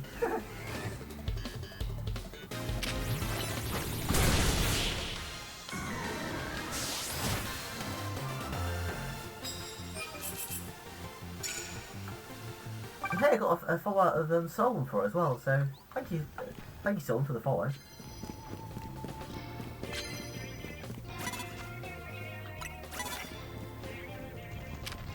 Sneak on punch it. Wow, there we go. These trainers don't have very good line of sight.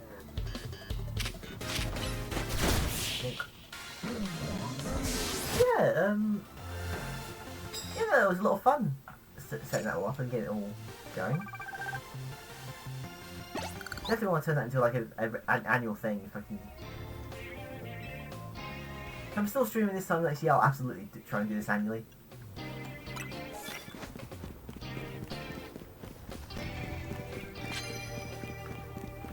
Doing this GF Keeley.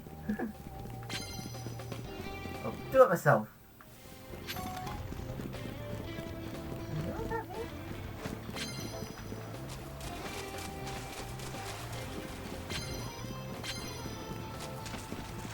Try it down here. Ooh. Ah, damn it.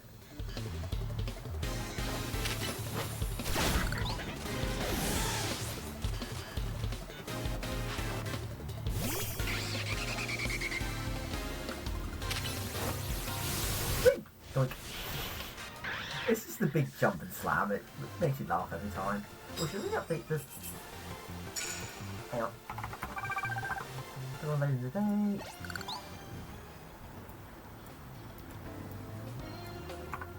Should update stream title.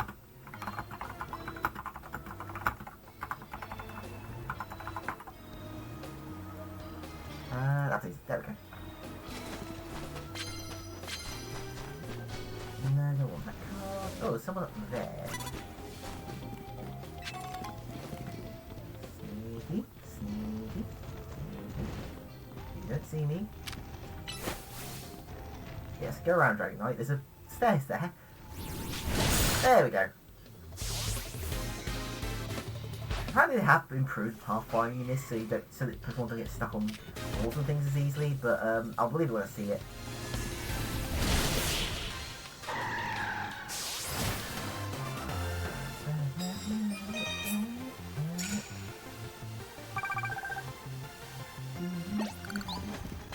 Ooh. Oh yes, you're delivery person, so free me. Nice. Free items.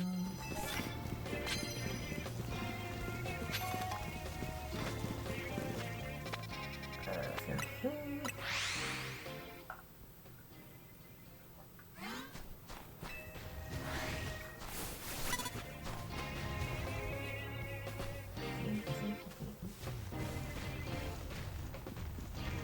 Careful.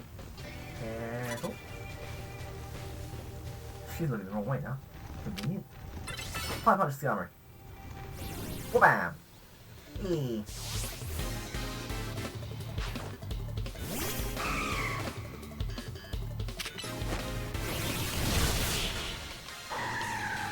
I do wonder about these people's spatial awareness sometimes. Like, how do they just walk off from like the side like that? It's just kind of, where's your head at, lady?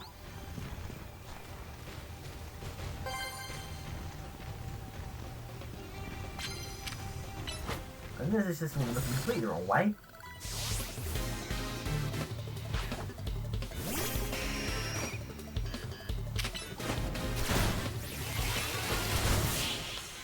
Anyway, there we go.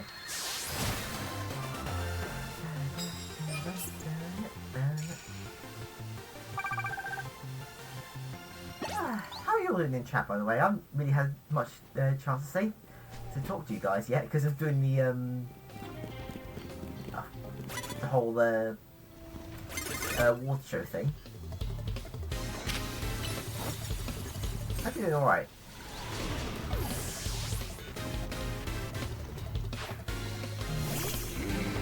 Are you gonna make her roll that? Yeah, yes you are. Still gonna take quad damage from Fire Punch though.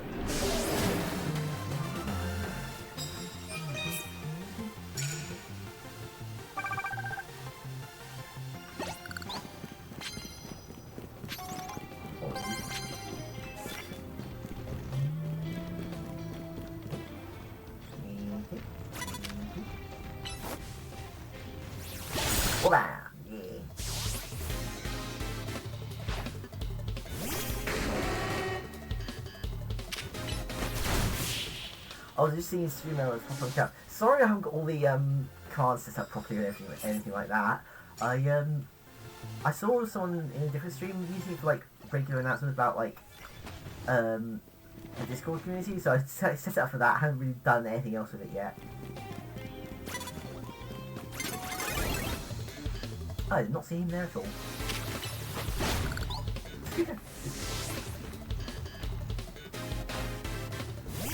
Glad you enjoying yourself, Addy.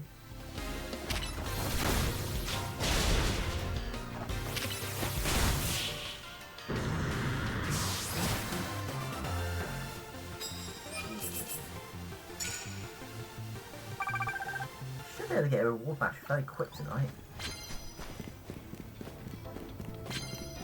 As it should.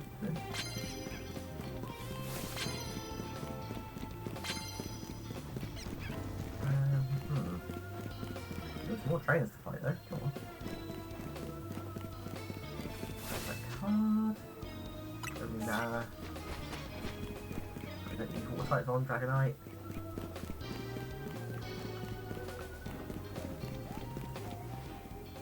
Try to sneak on this Pidgeot though. Yes. Let's do that one because you actually use sneak attacks. You don't see me, you don't see me. You don't see me. But still. Quick, before he stops me. There we go.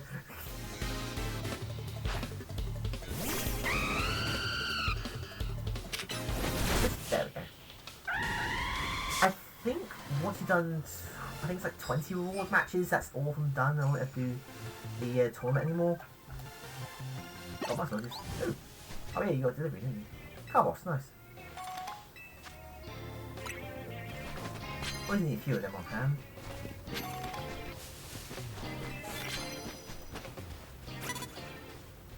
You don't see me, you don't see me, you don't see me. Oh, god damn it.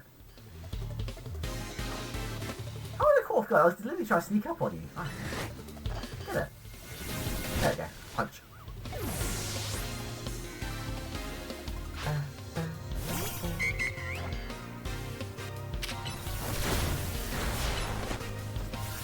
There you go. I've heard that noise so many times now, I'm getting sick of it. There we go, that's challenge tickets. I mean, so fight number 19. Oh wait, that's that, isn't it? Where's Prince Artico? There we go.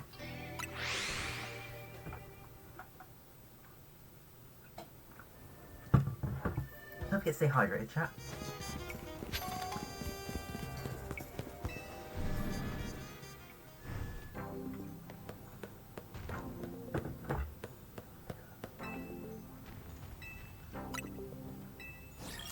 And up against Grisham. I think after this, I don't know if it was after Grisham, because we've already done Bane. The day that the ultimate weapon fired, all the colour was bleached from our lives, and your hair apparently.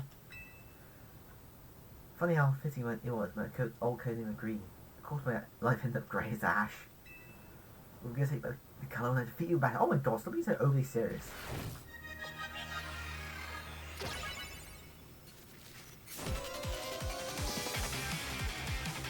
At least your battle thing's not that bad.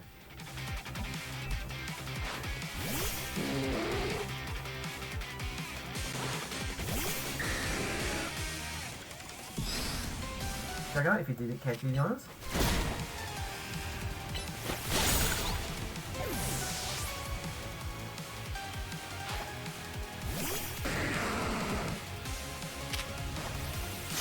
You know, we're using the wrong Pokemon here. Crocodile wreck his shit!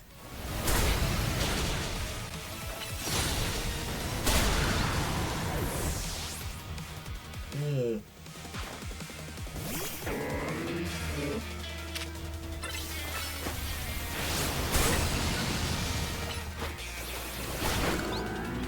Yeah, no, you're not getting away with that. Can you get a Mega Pyro? No, he's why are you lowering his Crocodile special attack when Crocodile is a physical attack? I haven't know.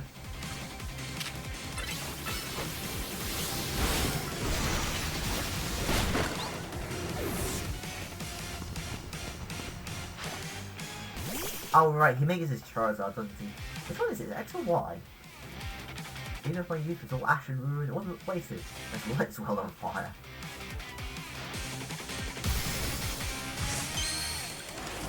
I'm still annoyed that you don't have other options to do Mega Stone, like you have to have it on a wristband.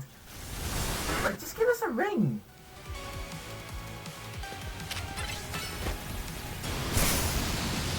Oh, hit.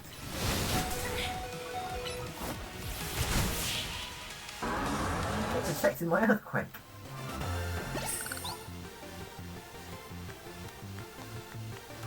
At least he's enjoying himself, at least.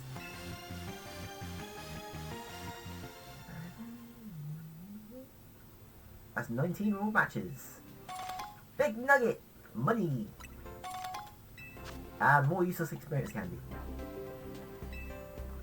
Right. Which one? Oh, we did this one next, I think.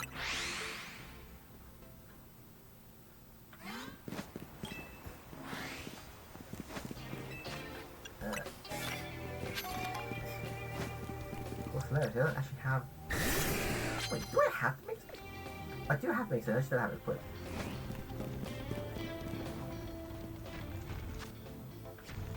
Can't make it one bit low anyway, because it's not got power for it. There we go.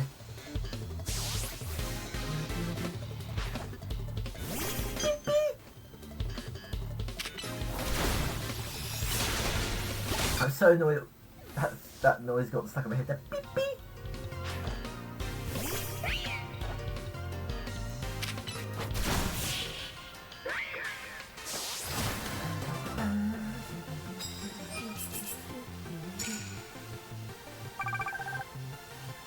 At least 20 minutes. That's what I usually do on a night like this.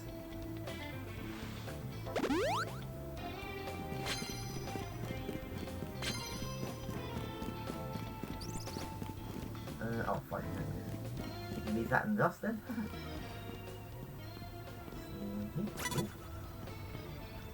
Come. You saw me, now come a little closer. Try getting to come this way so I can lock onto his. Oh, he's turned around. Okay, that works. Careful. Punch in the butt. There we go. Butt punch. Oh god, it's Dark Souls all over again. Oh, we can use fire punch. There we go. Hey.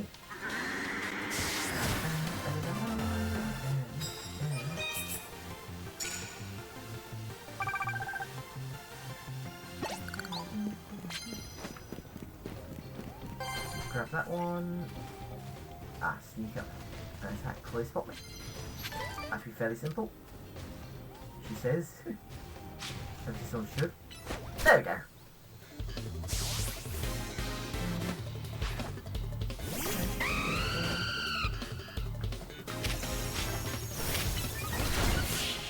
Yeah. It's nice to see so many people come and join me for the Starlight Awards.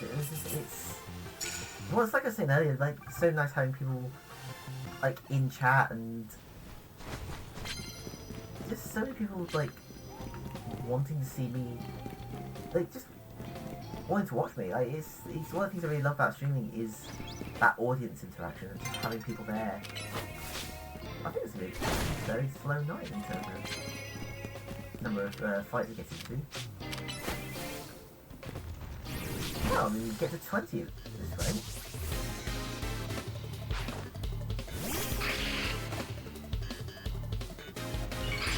There you go, Mega Evolving. And he did. There we go. It's kind of funny, Stabilized Mega Form only has just like a bigger gem it's hiding behind.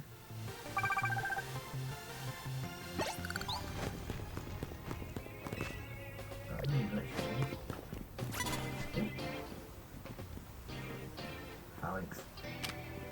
Oh, the Mega Form of Phalanx is actually kind of cute. It's like they all stack up and like form them. Like it's like doing the whole giant robot thing combined.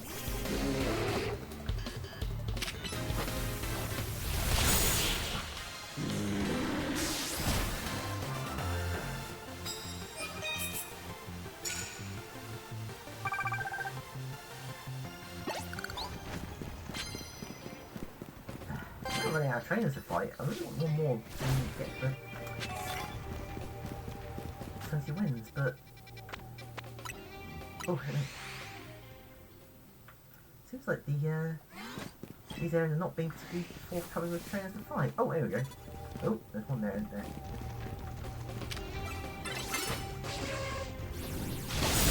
Oh, it's be number 20 this one. I'll guess the 2.5 times bonus.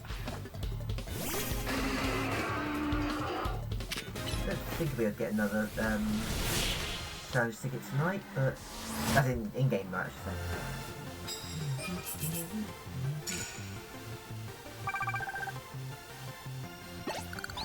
But you never know, we might be able to.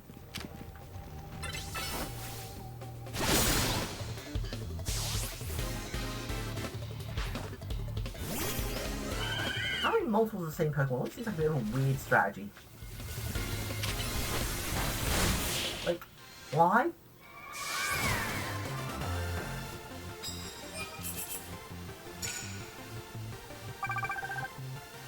Actually, if I just get that super effective move one done.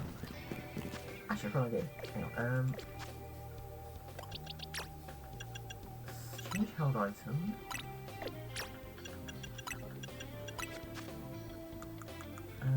Where is...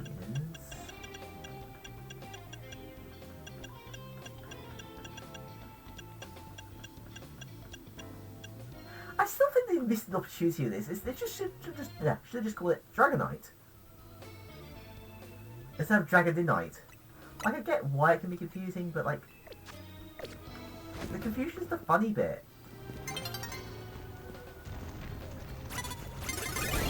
Ah, damn it.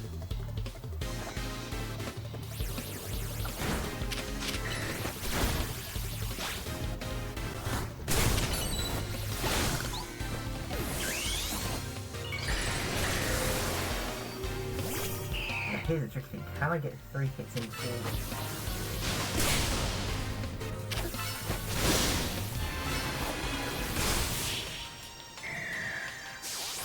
I hate Perish Song.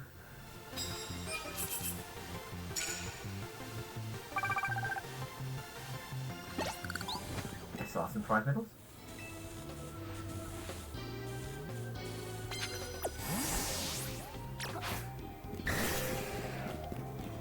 Ah, damn it, Dawn. Couldn't quite get it in time.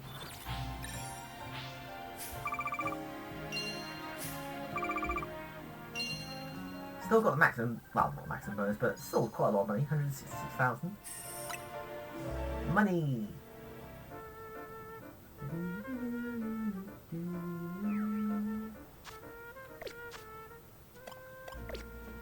Oh, right, you have to...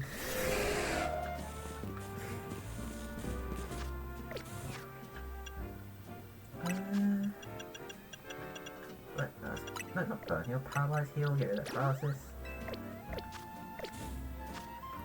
Why am I going to a Pokemon Center to end Mega Evolution? It might.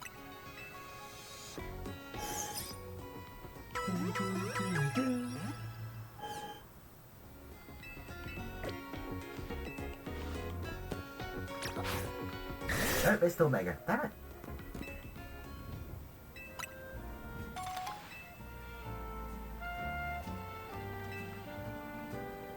I had a cool design, just making the... just giving massive head wings. Let's see, what portals are open at the moment? No, nothing there. Yeah, I'd like to see one that has, Frigibax in it, but I haven't seen Frigibax anywhere. Oh, that's the one I'm missing, isn't it? I knew there was one I was missing.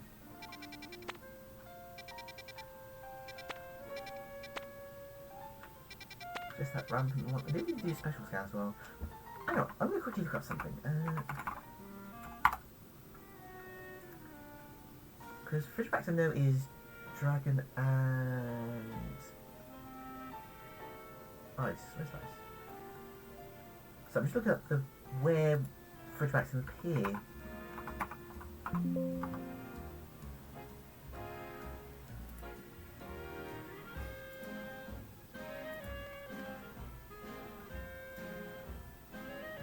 Okay, so...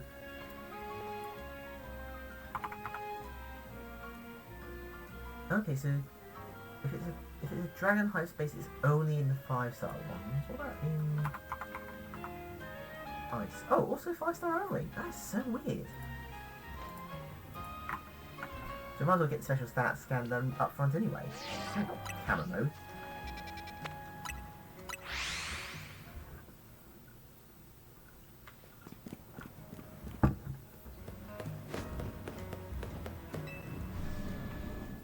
It's so tricky because there's like only a handful of Pokemon left in the Pokédex are missing. Because I'm pretty sure those 3 are the Frigibax line. That's Hisuian, that's Overquill. so you need Hisuian Quillfish for that. I still have no idea what that one is. That's Rodriguez. So you need Hisuian, no Hisuian, sorry, Galar, Yamask. That's Zangoose. And then you got just legendaries. You got one of them, Virizion. Virision's not too bad in PvP. I was using that last stream. It wasn't too bad. It filled a nice little niche. Okay. Philippe. Let's go.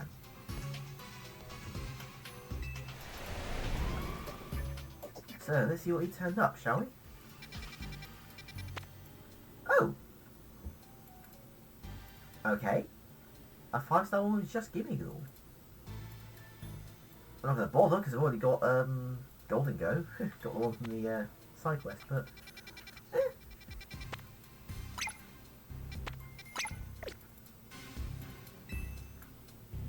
I'm not going to do it, but okay. Ah, there you go, back to normal. Which means open satchel. Give you back your where is it? Not white herb.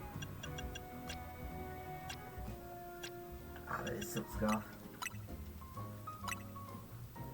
I mainly use that for extreme speed. Right, so no, I don't really want to bother with that one, but I do want to do that one. So we go back to Hotel Z. Actually, do we have spare donuts? We might have spare donuts. Hang on a sec. No, we do have a spare donut. Lovely. Don't even need to bother with making a donut. I think 8's probably best walk here. It should be around. Oh, it's up there. Lovely.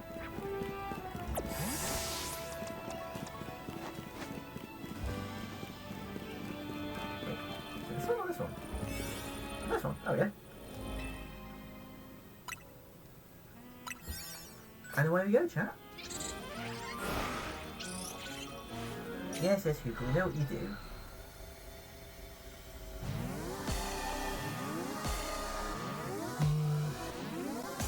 And this is Archneastic. I thought it was powerful. The picture looked a bit powerful, right? It wasn't just me. Oh, let's get the shenanigans in.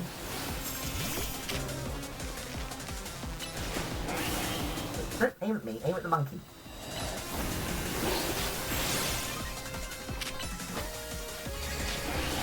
Aim at the monkey, not me.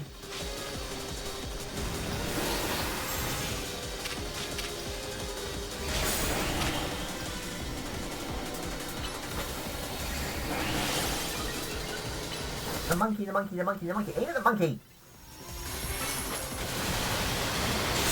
There we go. Big punch.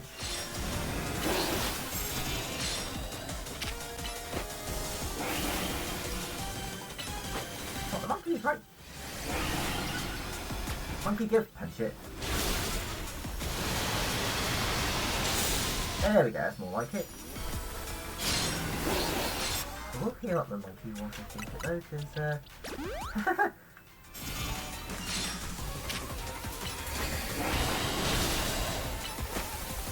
monkey is taking quite a pounding. Oh, it's fucking seeing you now, good. Take punch. Yeah, look at it go! Do it again.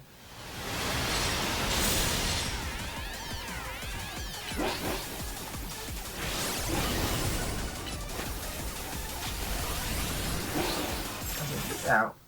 It's going to do its big light screen thing. And the weak spot's on that side, and Dragonite's probably best bet to smash that wall quickly.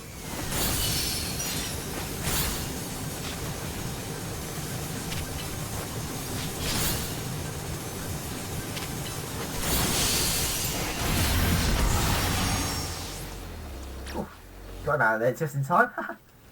It doesn't even need to reset up again, but... Okay. I said aim at the monkey, not me. monkey. Show him why you're meant to be. There we go. The monkey. The monkey, the monkey, the monkey, the monkey.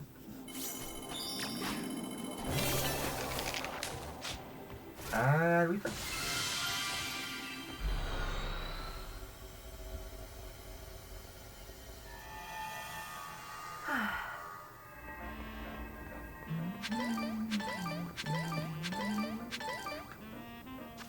Gotta get something nice, berries from them.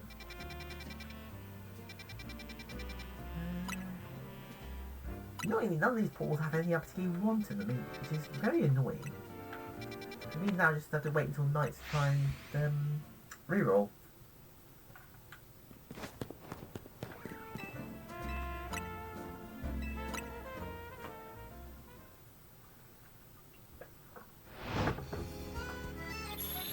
It also means there's slightly nighttime efforts between hyperspace portals and the battle royale, which isn't ideal. I'd rather focus down one than the other, but oh, that's the one I saw earlier. Yep. Oh, that's the barnacle. Huh. You always check the ones they give you. That's the... Go ahead. That's the Gimme Go one. Don't need that.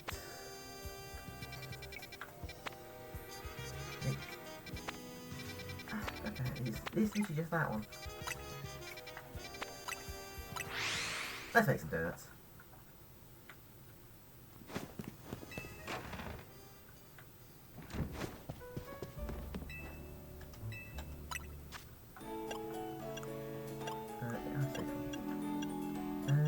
I'm trying to stockpile these high power ones. I'm trying to use one a bit further down. Let's use one of them, one of them, one of them. And as long as I make a 4-star one for these Rogue Waggle portals, it's usually fine.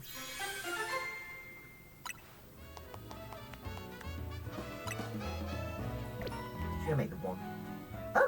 I know some people make a bunch and stockpile them, but like I prefer just making one at a time.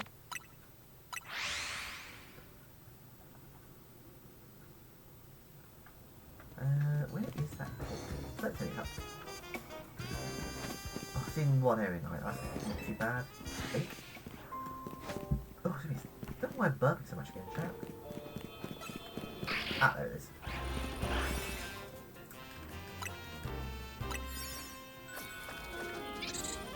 I do like this, no, I hate setup where you just like punch it to get like half it. It's funny. Yeah, this one's the Oracle. It's weird, I thought from the portrait it would be, the other one would be the Oracle, but this one is.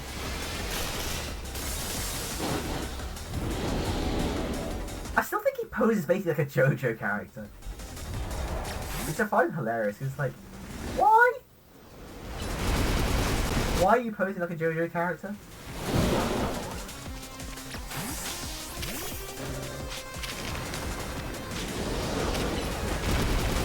Go, monkey, get on his face.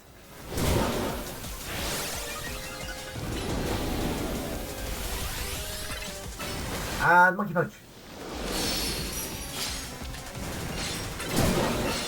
That's it, hit the monkey as well. It's not when you hit me and the monkey, but it's when you do neither. It's like... Phew, excuse me. It's like, why?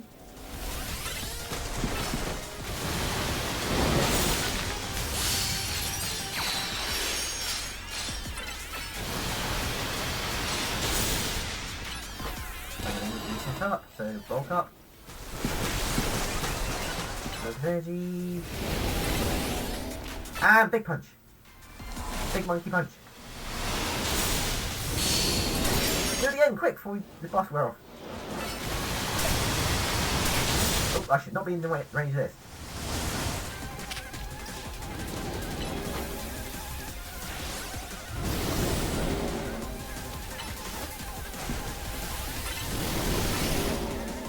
Big monkey punch. Yeah. Do it again. There we go. Yeah, like...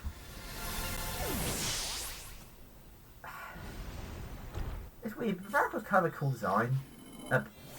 Barbaracle, sorry, I keep calling it Bibaracle, Barbaracle. It's kind of a cool design. It's just kind of let down by just being weird.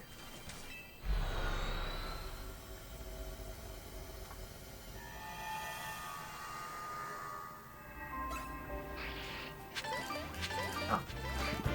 Right, Saberline. Leave me alone.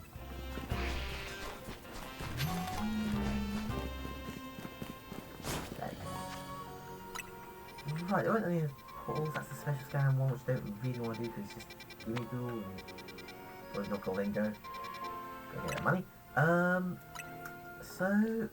We'll do this. And this. And we're back in Royale. And I think we should be able to get the last war battle I need tonight before...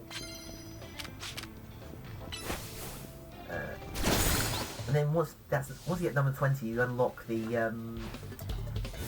thing which is in the super tunnel, blah blah blah blah blah.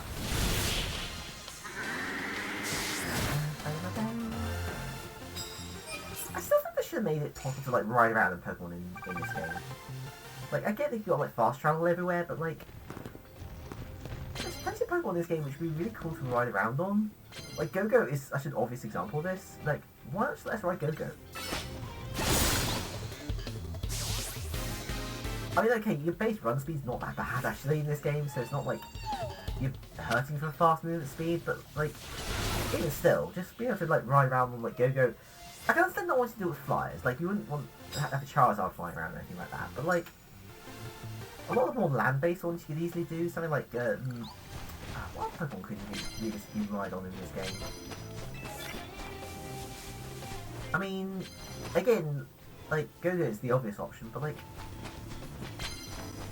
what else? I don't know. I don't think about that one.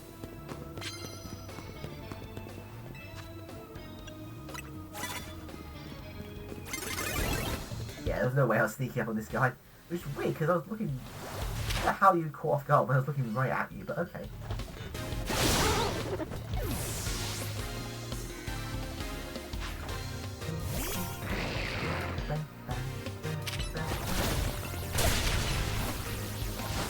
Slap.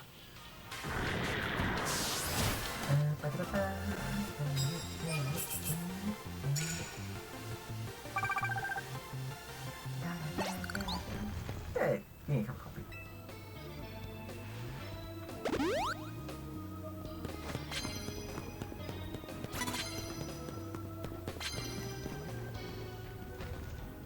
Okay, let's try again, shall we?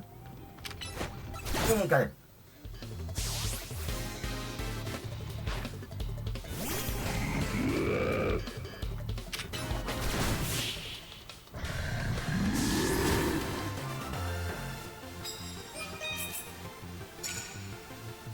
I keep staring at that Stream Elements message and thinking I really should set up Stream Elements better so I can do more fancy things with it.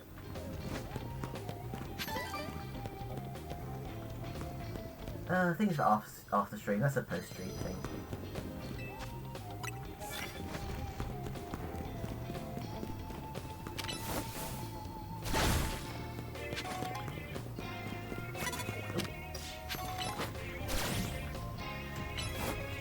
Dragonite, there was a wall there! You got extreme speed through a wall!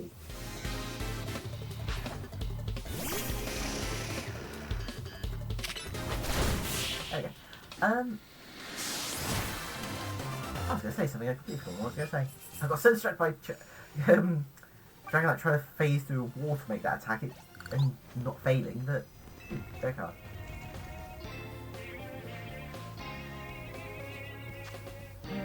Let's do it, that one. That one is grass type, so no. I think we've got all the easily accessible ones down. Yeah. Okay, next area. Also, I was going to say, the other day I actually went to, in the theme of board games type things, I actually went to a Beyblade night at my local game store. And Honestly, I've never played Beyblade before. Like, I knew of it from, like, the early 2000s, the anime and that kind of thing. But, like, actually seeing it in real life, it actually genuinely looks like quite fun. So I'm thinking of getting into that myself. The fact that there's, like, a whole competitive scene around it and, like...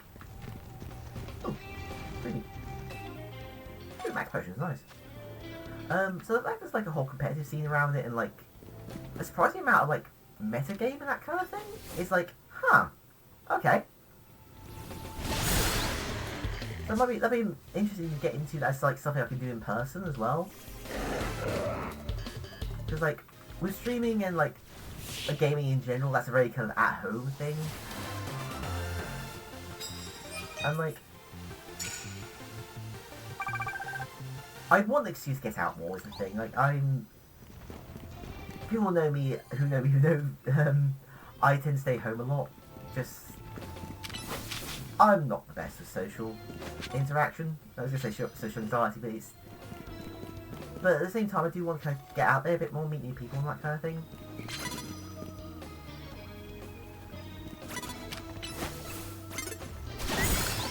Sorry, focus. But yeah, no, I do want to kind of get out there a bit more and like not, yeah, just make some new friends, that kind of thing. Yeah,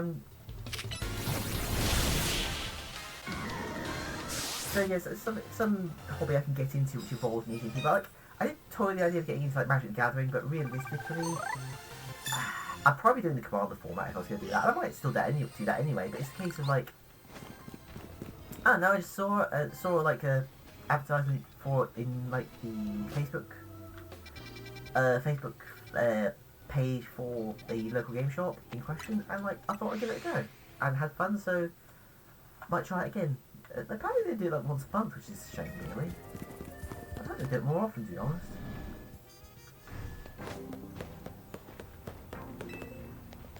Okay, so reward batch number 20 is... Vinny.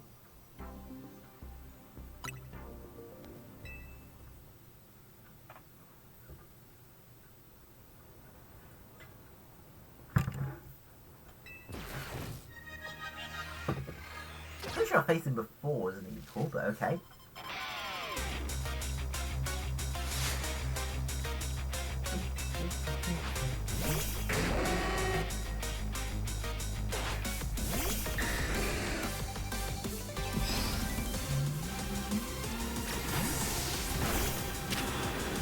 You know what to do, Crocodile. Let's not stand in the fire, though.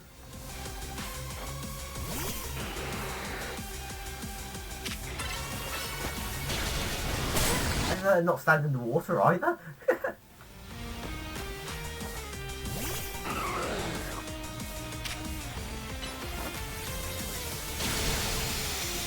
Oh, that's not good.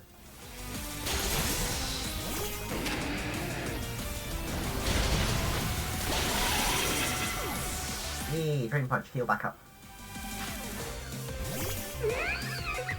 He made everyone his Dram Pass, so I might as well leave. Oh, for God's sake. Yeah, you're gonna heal me back up. There we go.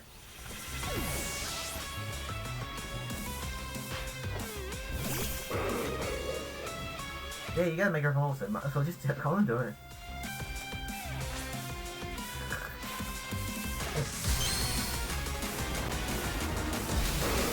Cat, something caught my throat there.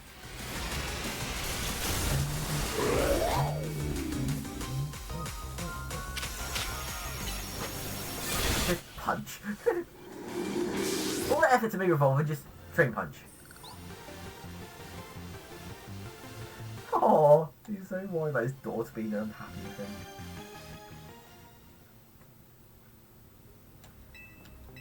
That's 20. Big nugget. And spin candy.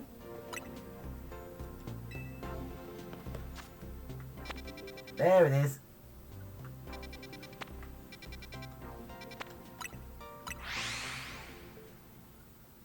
Now time for just shenanigans. You've been expecting me, hair bomb? Ready to send this way to you. Yep. Mission 119. The Super Tournoi de Jacinthe Zero.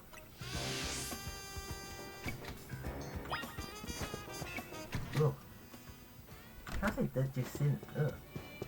I thought that was Cynthia for a second then. Like, what are you doing here?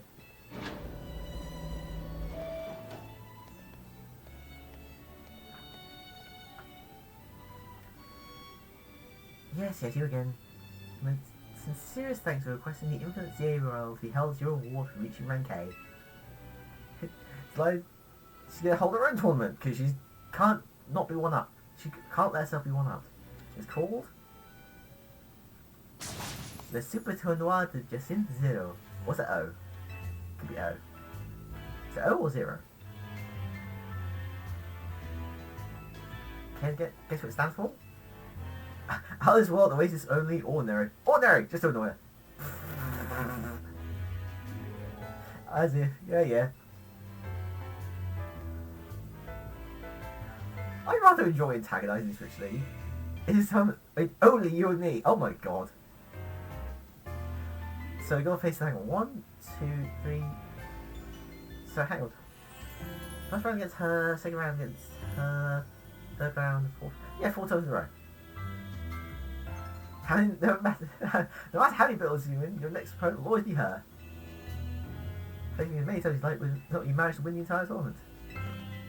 Yeah, okay. Using O in your reply. How clever.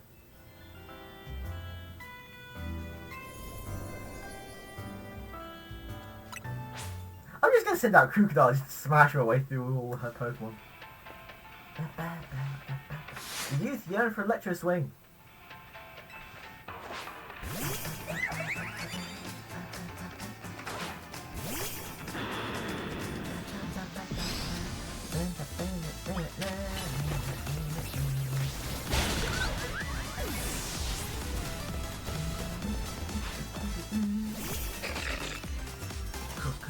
Go and wreck a shit. I'm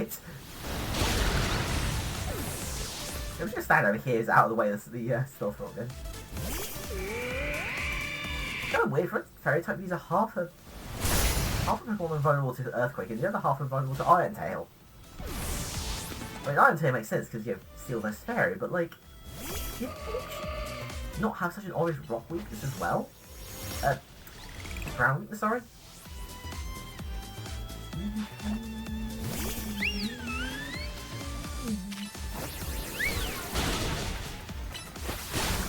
Slap her.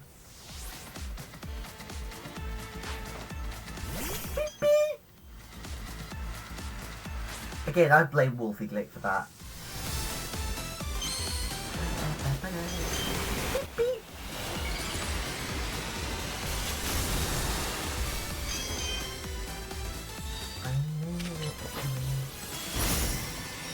Oh, you get.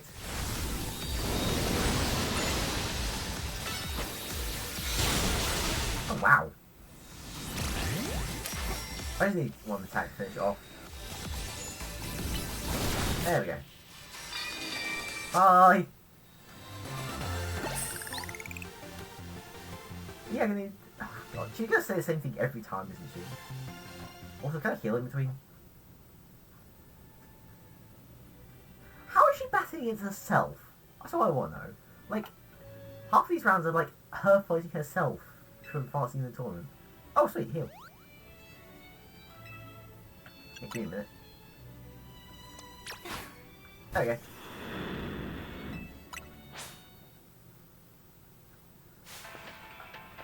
Because, like, all her Pokemon were like 94 last round, so she's just going to use just like the same ones each time, because if so, I'm just going to smack all the way through.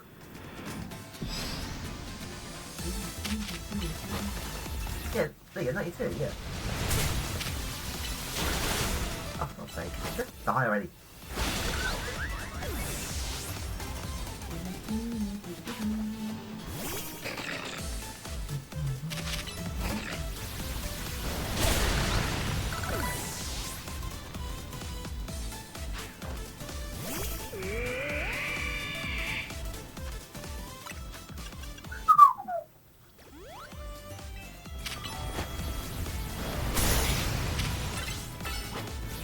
getting really annoying now.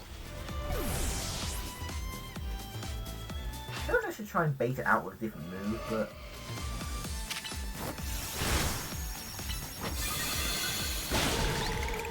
I might just do that, actually, just use aerial ace to bait out Protect. What does that? It's like, okay.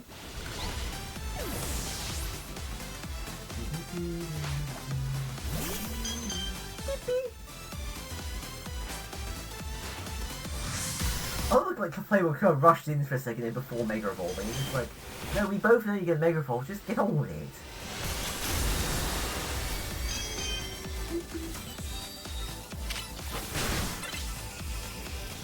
Yeah, saw that. Oh, wow.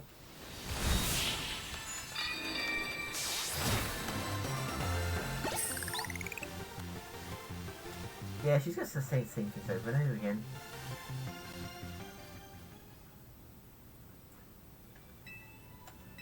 Yep, yeah, yes. It's just, it's the same team. She's not even like varying her tactics. She's just got high level Pokemon.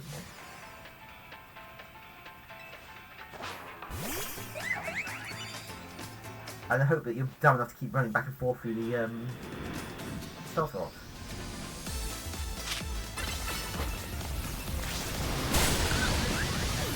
I'm just maneuvering around here when she does that. It's like, come on.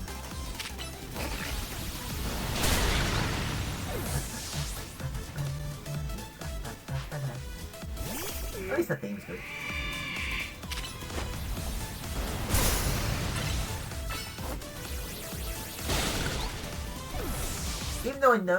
Even though I realised, yeah, she's going to protect skin, it's still annoying. You're going to set up and then die.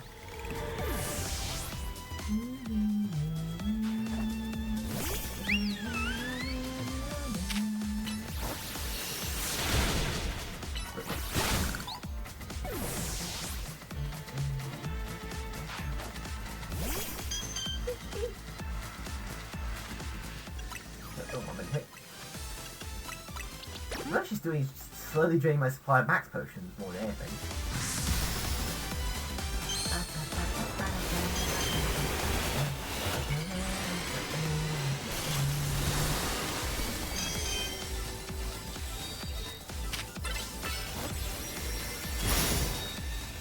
Again, I really should remember she just does that. Oh, right, yeah. That's annoying.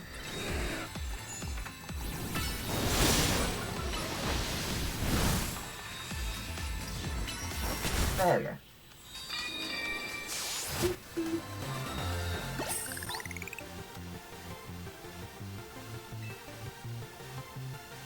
I still wonder how you're fighting yourself for these advancement matches. I was like, long-standing position of Crocodile wreck her shit continues.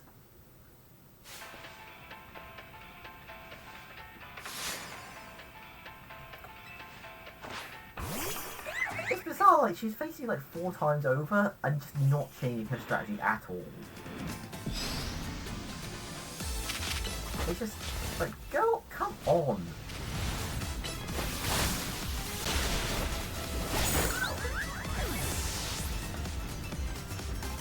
Like, just mix up the order or something, you know? Just like, make it a little bit different.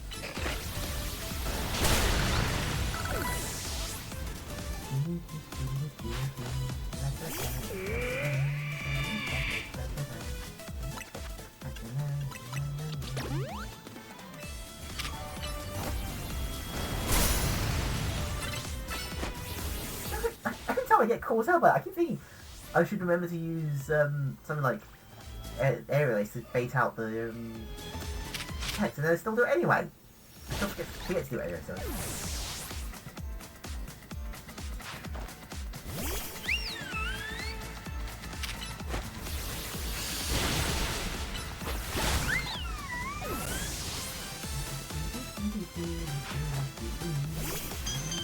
Beep, beep.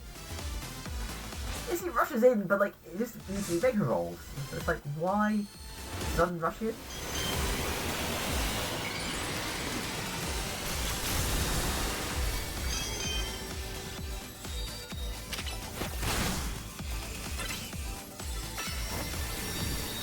Aha! I faked her out. I actually remember to do it this time around.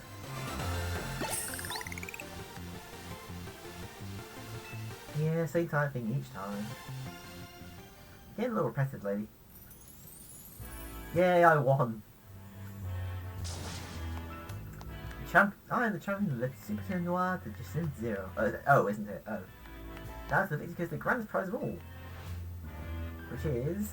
It's going to be a rematch against her, isn't it? Yep, the ride's about me anytime and forever.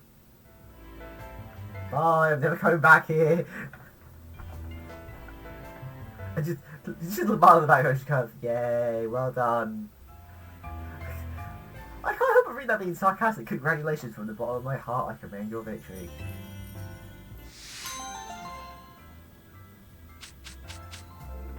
Nice. 300 grand not. See, that's the real prize. 300 grand worth of luxury balls. But yeah, it takes me over $1 million. Oh, the Super Tour Noir is just infinite.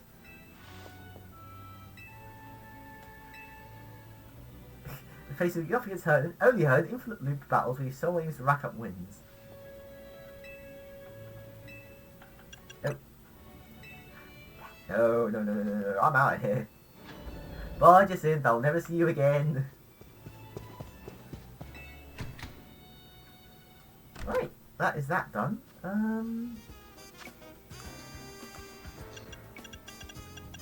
Let's have a look at this list, because I got most of them done.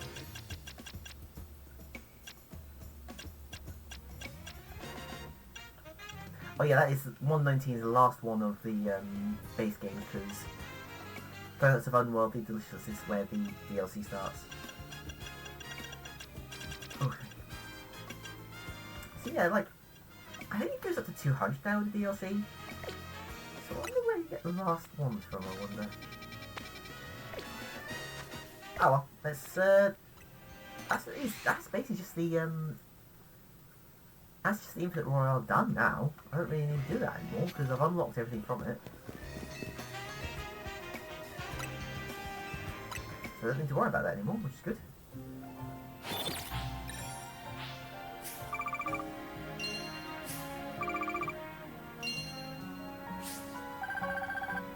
I've also got 1 million Pokédollars, so don't really need to worry about cash anymore unless I go shopping again. I might go fashion shopping again. Which is basically the main reason I do the tournament. Let's see what ones are available today. Nothing there. I think everyone's missing just from the 5 stars, so that is very annoying.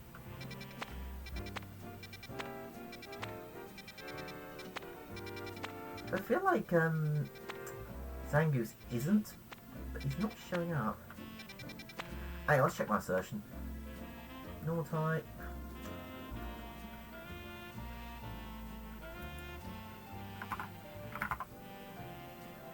Zangoose appears in... Oh, it appears in 2-star.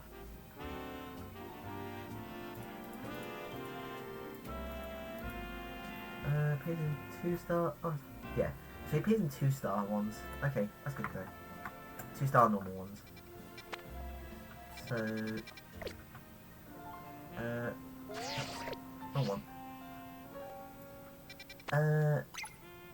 Stage Rogue Mega... Hey, what? There's a side quest here.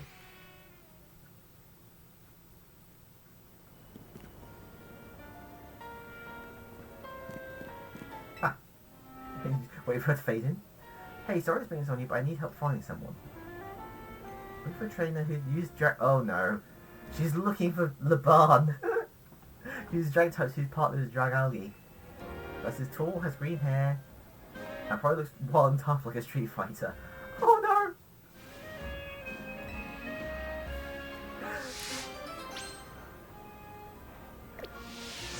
I know exactly who that is and she's going to be so disappointed.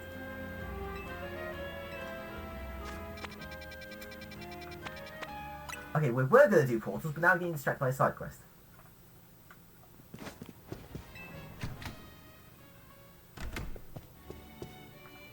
LeBarn, where are you? Oh, she's upstairs, isn't she? Hi, LeBarn. What do you want? I think I know a friend. I think I met a friend of yours. Hello. What are you wearing? I genuinely hope the twist was that they're actually going to make the whole kind of LeBarn is trans theory as canon. Because that'd be funny. Who cares what I'm wearing? Not your business. You still got tattles. Look on LeBarn's face. He's like, huh? Let's see you again, Marcia. Oh boy. They didn't have any photos, so she's gotten stronger too, apparently, even though she's been looking. There's even like little holes there where she used to wear earrings. Oh, enjoy me, then I'll make good on your promise. You know I can't allow you to participate in extracurricular non-SBC activities. Not about her, of course. What the? We've got scores all over the battlefield, ladies, so stay out of the way.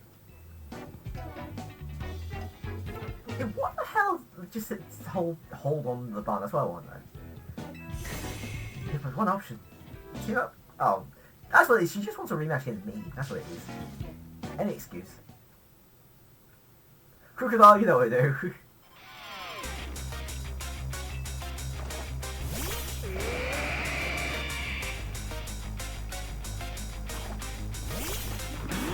Crocodile could probably handle both of these by himself.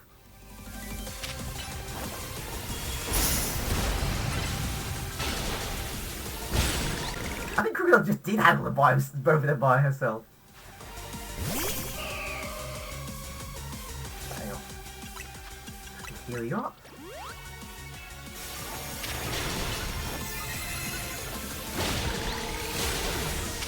I actually haven't got anything that's super effective against Alterra, so that's why I'm focusing down this and stuff, because, yeah, she's gonna make her fall. Table.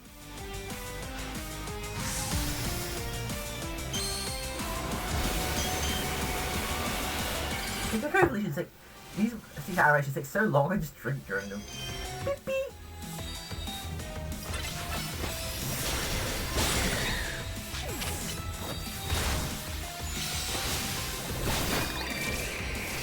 There's Drake Algae. Yes, you're making a whole thing. It's kind of funny that like they've literally given you a side there's like the whole thing where it just looks like the barn is just finally being allowed to go all out. And then they just stomp her flat with an earthquake. Oh, the barn.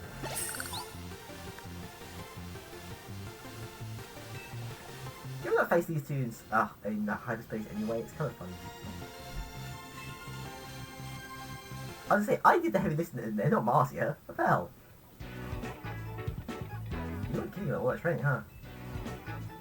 Yeah, you better admit that. I did all the heavy lifting. So, when's the win or the other deal? Now you have to fulfill the promise you made.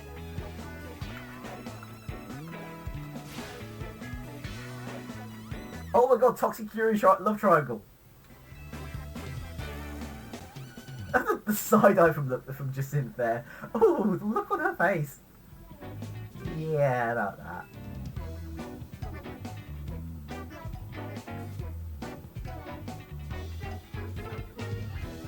Toxic Fury wins? Question mark.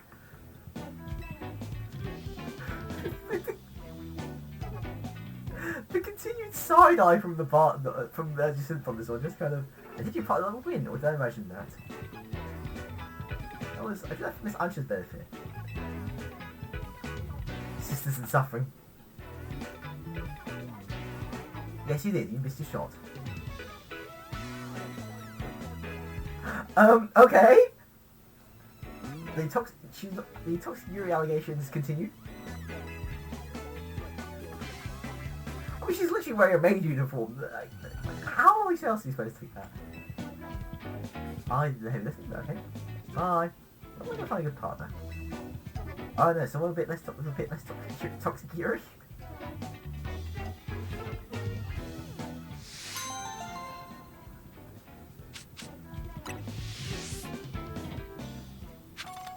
Okay, I'm gonna leave before I get sucked into their bullshit again. Whee.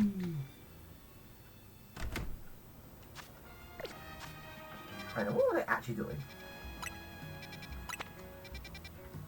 Can't be that many more side quests left, really. I think it's just that one, the rematch, and the ones that I haven't actually done yet. Right. Let's go make a donut.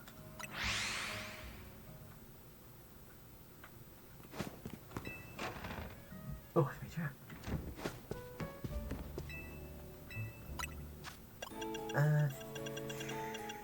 Here, 1, 2, 3, 4, 5, 6, 7. Will this be enough? Ooh, 3-star. I usually finish in time anyway, so.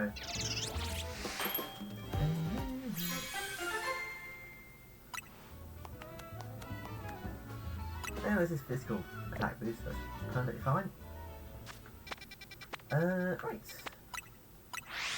We'll see if a 3-star is enough. It might be enough to do it.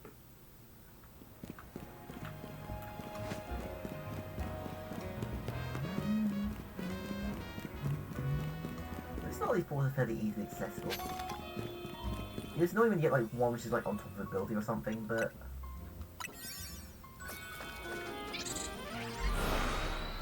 which one is this one? I don't remember recognise it from the silhouette.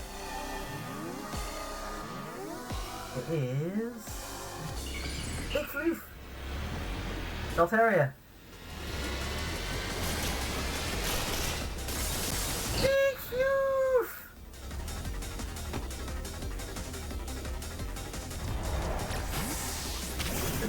Round.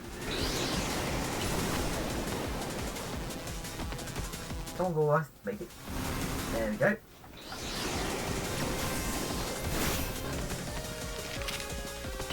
Now for some monkey shenanigans. Monkey business. Why did I not?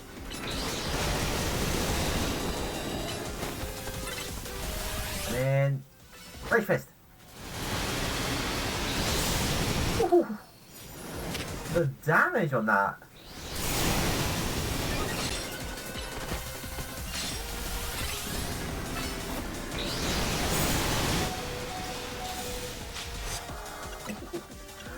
The problem that I say the problem. The good thing about this particular fight is because each of those okay. The reason why this works. Rage Fist damage scales the number of hits that Annihilator's taken. That Dragon Pulse, I think it is, does multiple hits. So of course, when all said and done, you end up taking in fact, Annihilate ends up taking about like 3 or 4, 5, 6, 7, 8 hits from it, and just multiplies the power of Rage Fist all that more. Just big punch. Yeah, special scan.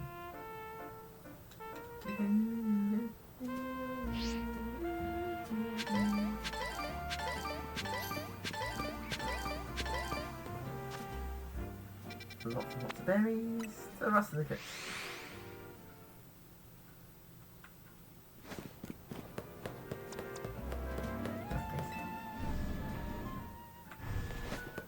Right, so I'm really hoping it isn't a battle zone. Oh, come on.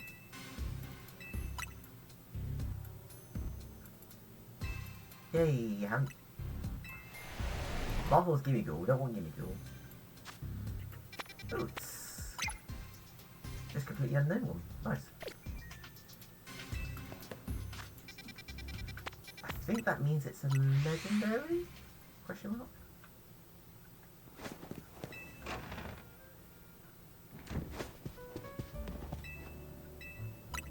I mean, we really need a 5-star one. It's also 3, 4, 5. That'll do.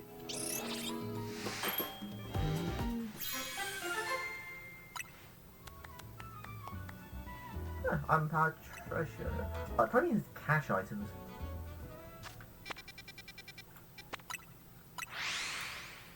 Which is probably good actually, because well, no wait, don't need money. Well, no. Well, this means special items and treasure items. We'll find out in a sec.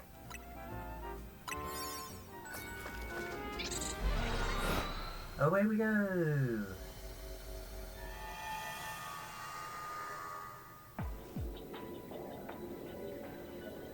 Oh.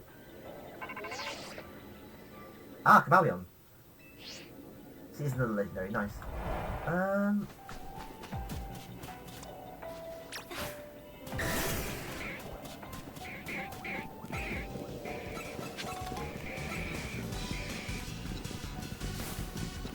Right. Let's go find ourselves a legendary.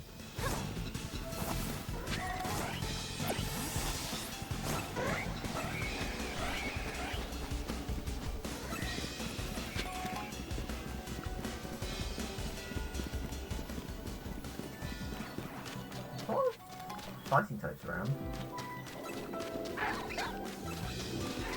I suppose it makes sense. There's a bunch in the last one as well.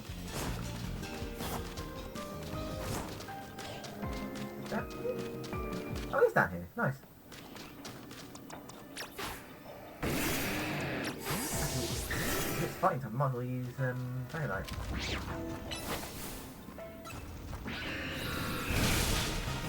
Actually, scratch that. I have a better idea.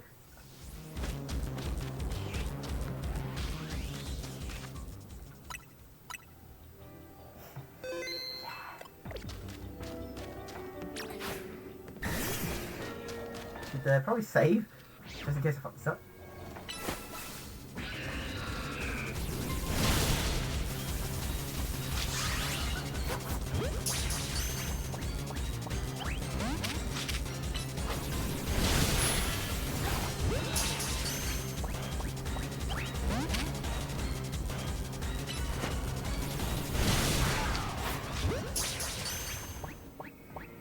Hey, got it.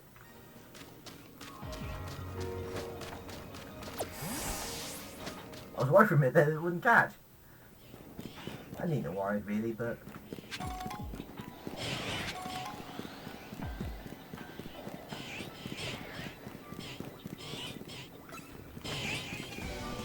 I don't even know why I did that, but never mind. Because that was bail. Let me out, let me out.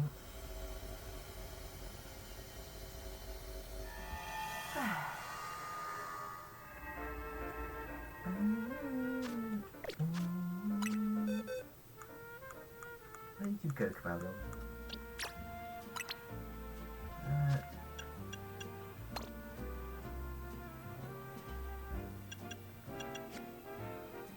Let's see, I'm still fighting.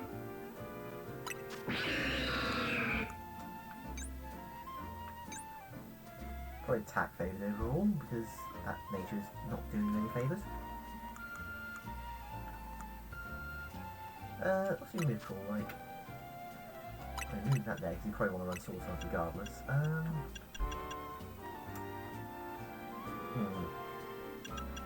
I mean, Sega Sword's probably the best one in the slot there, but Heavy Slam, really? I don't think it's all that heavy. You got better steel type moves? Iron Head will do, but it's something like that's not a bad set.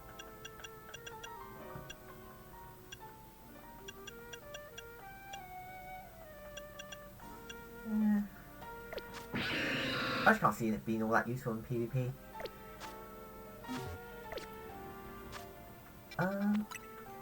Anyway, so let's try. Is that anything I'm for? Oh, that's right, I saw the normal types. I need the 2-star one to try and get Sangoose. I think all the others are just in 5-star.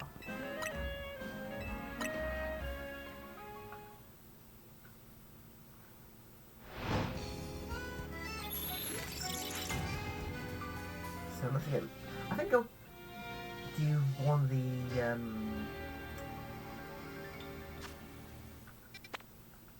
that's good.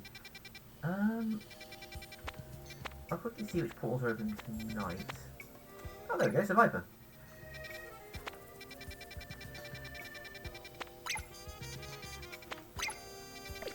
I was actually looking.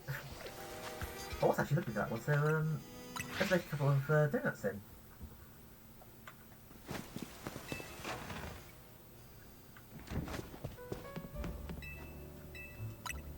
Let's see, we don't need a particularly massive one, so one you, one you, one you, one you.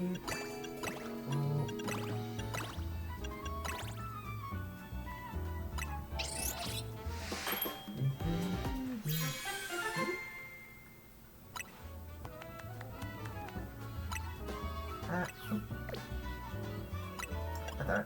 I was going to make one. I meant to hit one of the same, but actually hit the wrong button.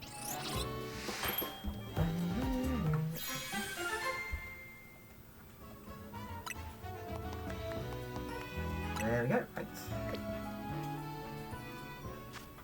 So let's do. Area 8 and go from there. Let's get the survivor. Why do you want survivor? Zangoose first. Clean it up this way and hang on right here. Here you go. I was on the kind of town hall looking building. Is it town hall? Oh, City Hall, yeah.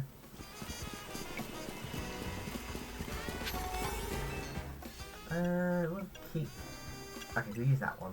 Because the one that has new power goes to the one they use on the next Rogue Mega Evolution.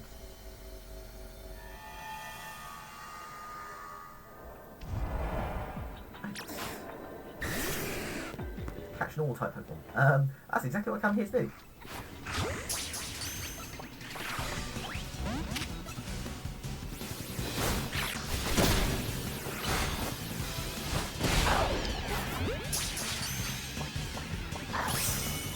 And that's that settled.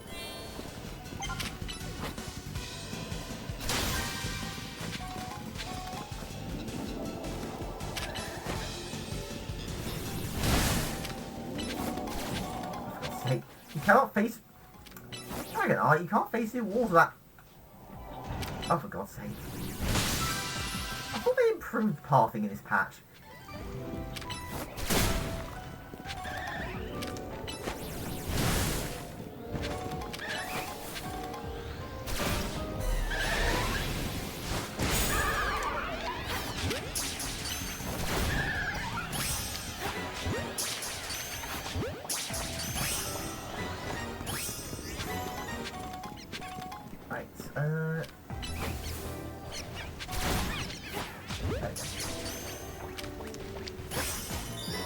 I don't know why I threw a ball at a ball. That feels like putting a hat on a hat.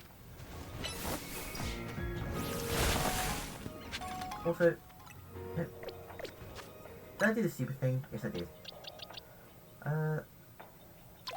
You and you and you and you and you. Move all.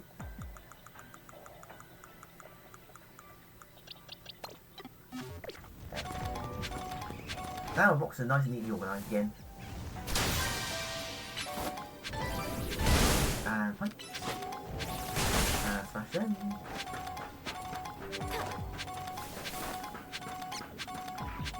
And we climb up.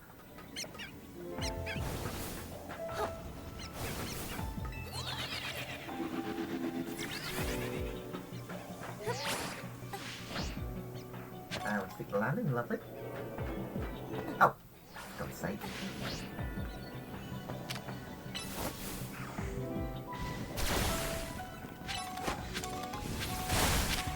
Give me one tangles. Whee!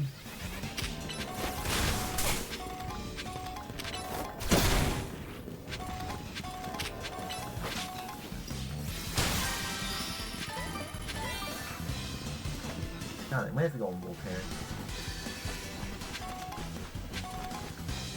Oh, it's over there. Ooh.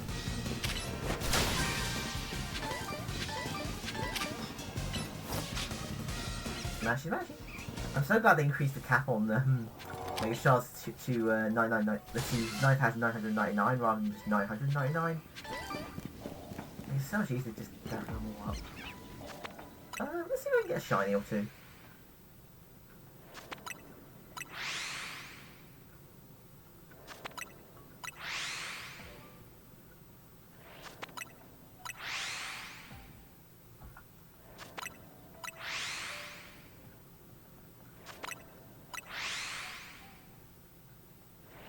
No, don't leave.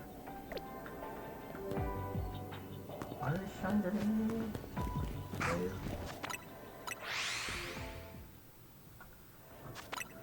This is 2. And 3. And 4. 5. 6. 7. 8. 9. And 10. Are there any more shots? Ah, there you show it.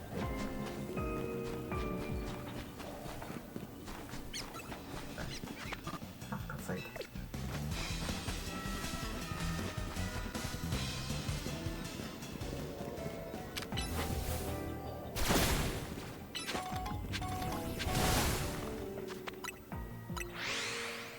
Let's see, 1, 2, 3, 4, 5, 6, 7, 8, 9, and 10. Do we have any shinies now?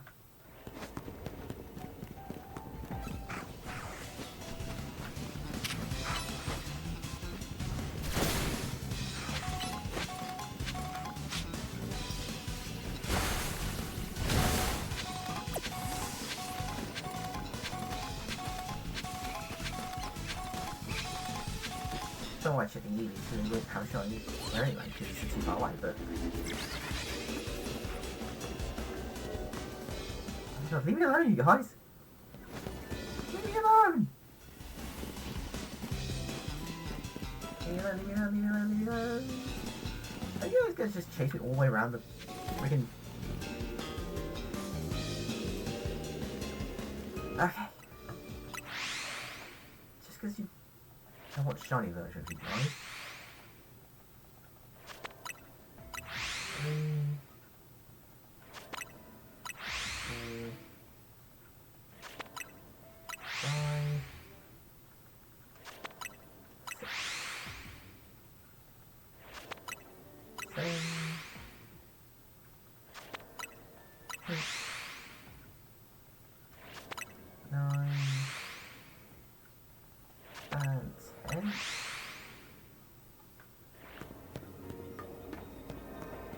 Went through spawn with no shinies.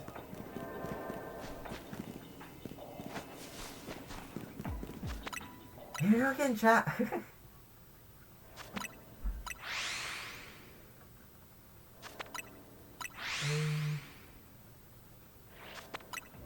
4,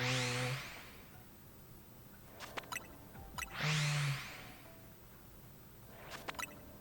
6, 7, 8, 9, and 10. Come on, shiny.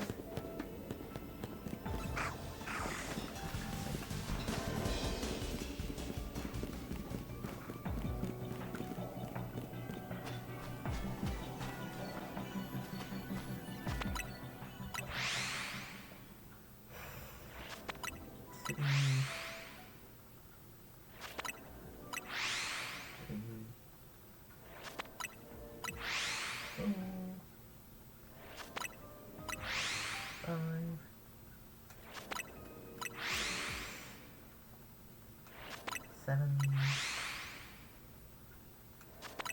8, 9, and 10. Come on, give it a shine.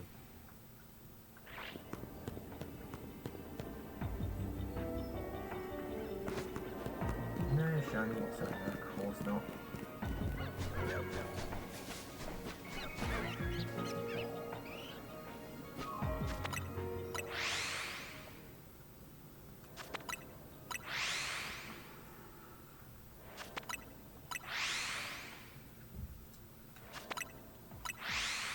4, 5, 6, 7, 8, 9, and 10. Still no shine. It's very annoying. My patience is running very low.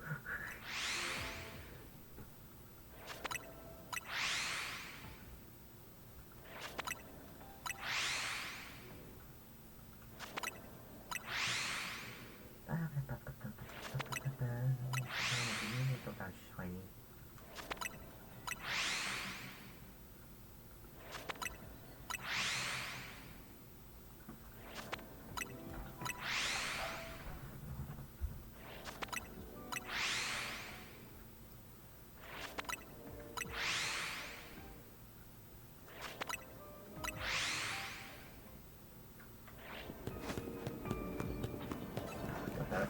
Sod it.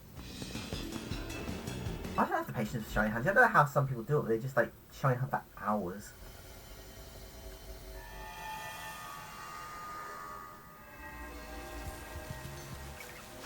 Me, I could barely do it for like, what, 20 minutes?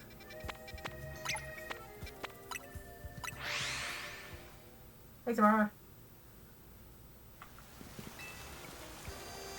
Is your fire stick behaving itself now?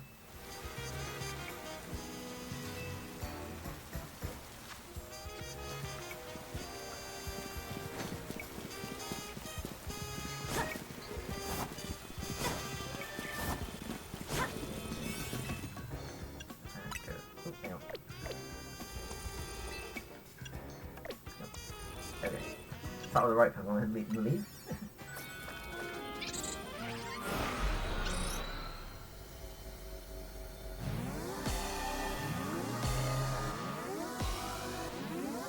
Ah, no worries. Everything okay with your parents?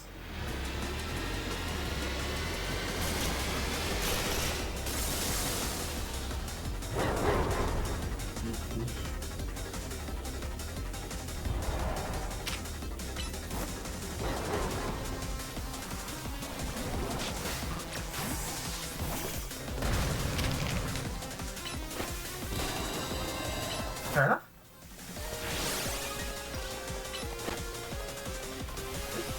Still.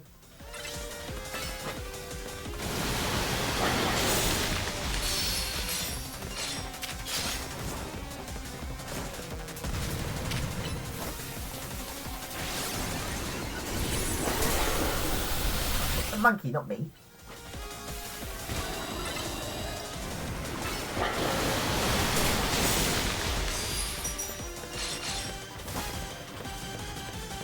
I'd like to just solve it tomorrow. It sucks that it keeps cutting out for you though.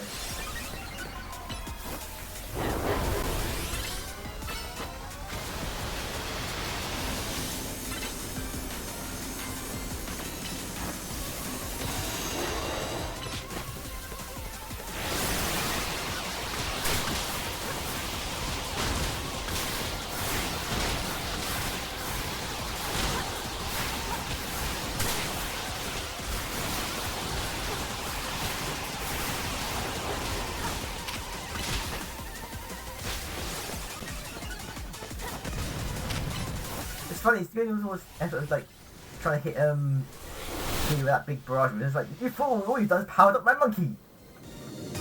The monkey. I think we should see some more Tatsuki because I know I've got a side quest where I had to get like all 3 forms of it, but I haven't seen any more of them.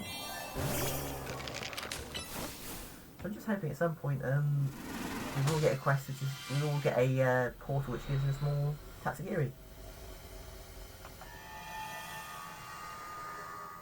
Yeah, it should be up on the VODs for at least a week, so I have set it up to it automatically just makes the VODs available, so assuming that's working properly, that should be up there after the stream. What was the thing I was missing was there? That's not. the camera button when I mean the map button and vice versa. Project. What am I missing anyway? Still missing back. Oh, that's back to caliber, isn't it?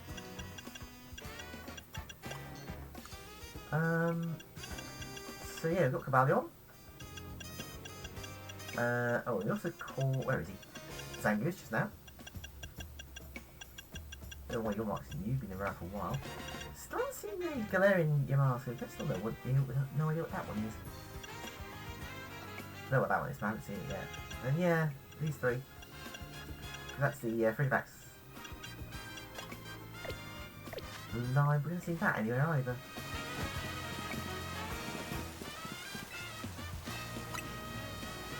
We hang out till morning.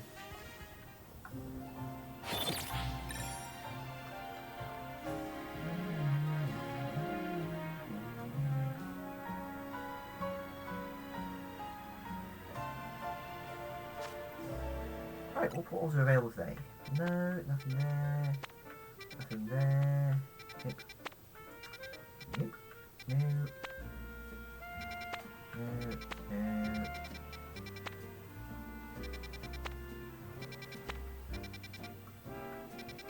I think it's just do that one again. Let's go make ourselves a donut.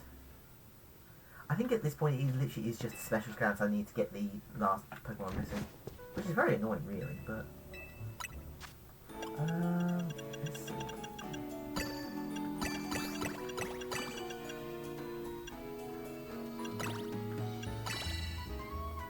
Yeah, I think we can get away from using some high level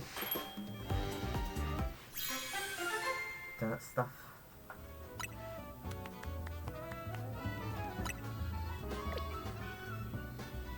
Right.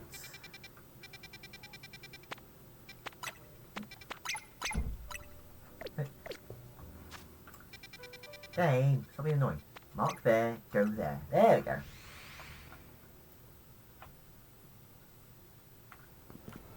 Oh, this way. Hang right here, it's down here. Starlight, lovely. Lovely jumping.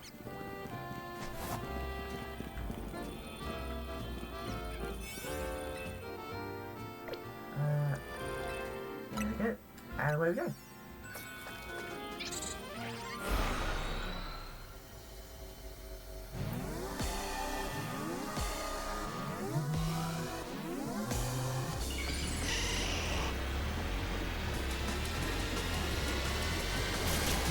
Hey, wizard.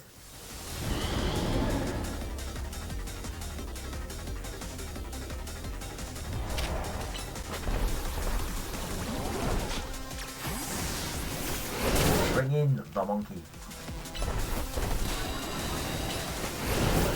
That's it, hit the monkey.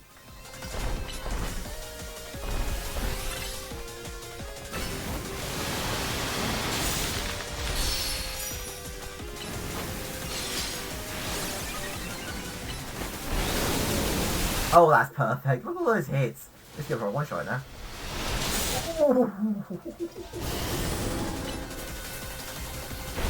That damage. Do it again.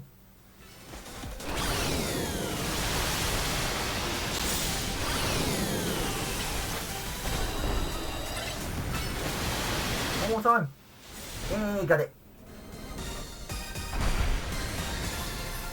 I love that little cheese strategy because you just don't. It makes it so much easier to get through these rogue mega fights.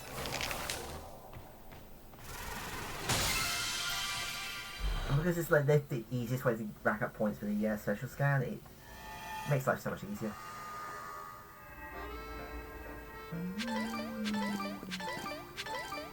Of course, you rack up a ton of berries as well. I think.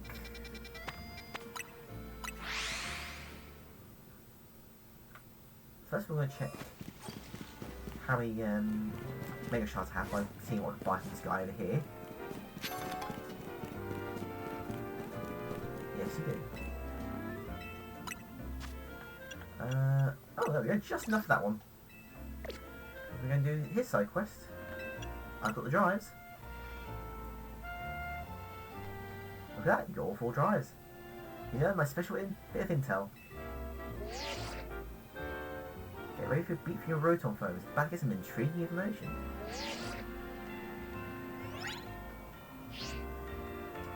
Check out the location I sent you. Okay. I think this is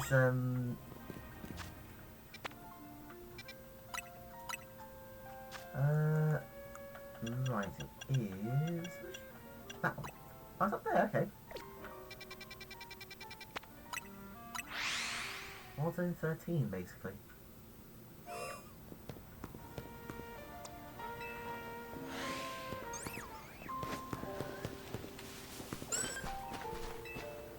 Investigate.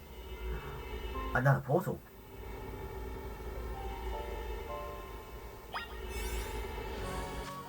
Oh. We're getting another donut.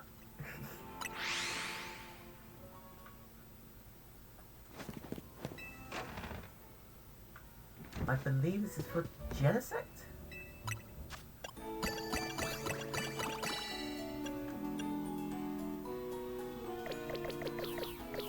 I mean, if we're going to use the big berries, might as well use the one that gives the best chance of getting a shiny.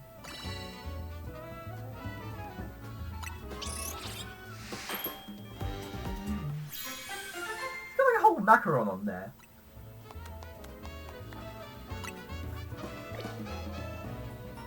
Actually, I'm gonna make Genesect. Hang on, let me look up real quick. Genesect. Bug Steel.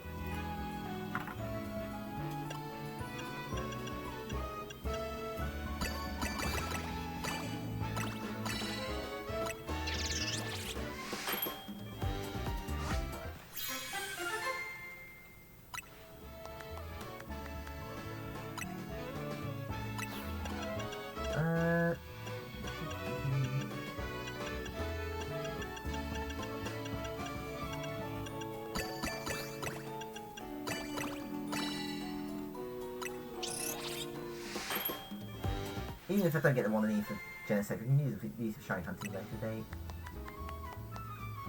Dark.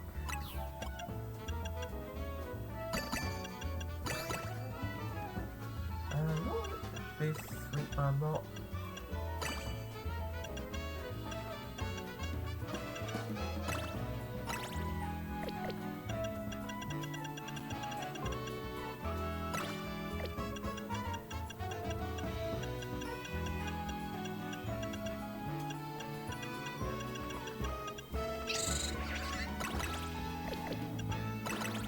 Go with that one. It's only a 4-star, but it should still be good. Psychic. We haven't got any big sweet ones left, have we? No. Okay.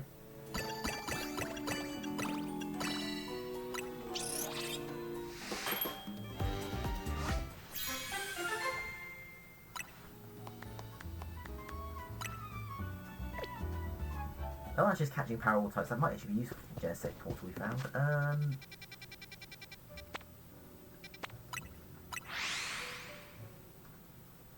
Not gonna get shiny Genesect, unfortunately, but well, less likely to. It's Fire, Dark, Electric, Psychic. I could use the All Types one, but I'm not going to.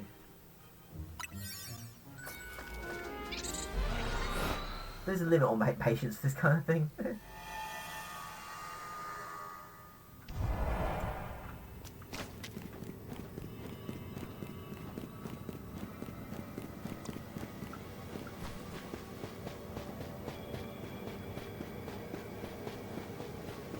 This is the arena I fought Darkrai in. What the hell?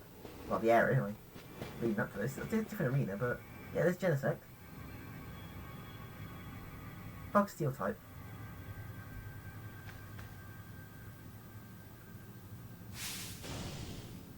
Oh god, that guy just jump scared people there, didn't they? That's it, that's Genesect. Catch it, do you hear me? Catch it!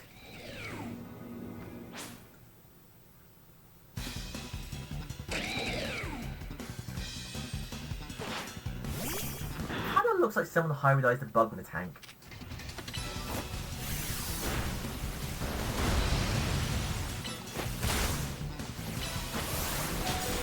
Okay, you know what?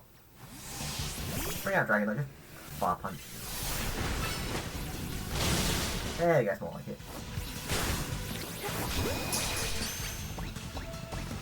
I was just saying, you realise that's good catch odds, I might as well grab it. Yeah. Success. Look at you, quite a feat. What's that an interesting time? I'll be around if you want to train more. Don't be a stranger. Are you suddenly disappears? He goes, and it disappears.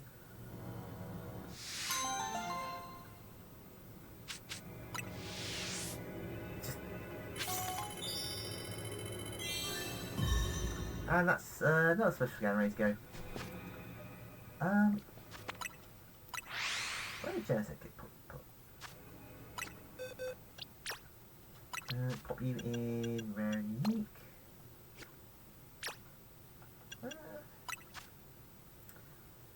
Buck Steel is tricky. I mean, you're probably going to want to build it as a special attacker because of things like Flash Cannon and Techno Blast. The big issue with Techno Blast is unless you give it a drive item to hold, it's going to be normal. Let's pop that there. Does it learn...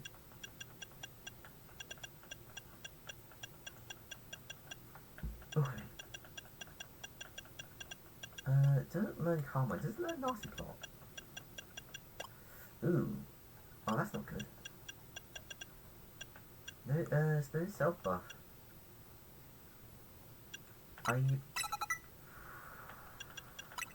Something like that, maybe? I know, it's really wonky, though. My main hope would be if it learned something like Nasty Plot later on. Hang on a second, let me put this new set.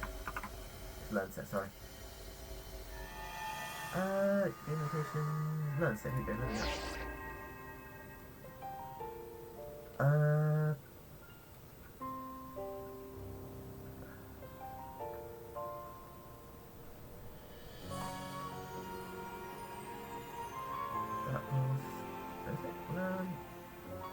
It learns no self-buff. It doesn't learn Karma, it doesn't learn Nasty Plot. That's annoying.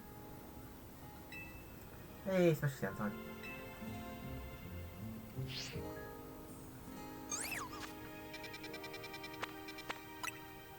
I will eventually get around to doing all the side quests I've got left. It might be next stream.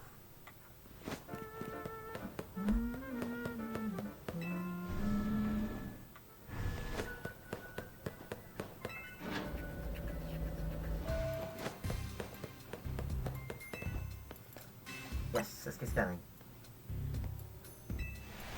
Please don't want a battle one. I don't want a battle one. I want like a legendary.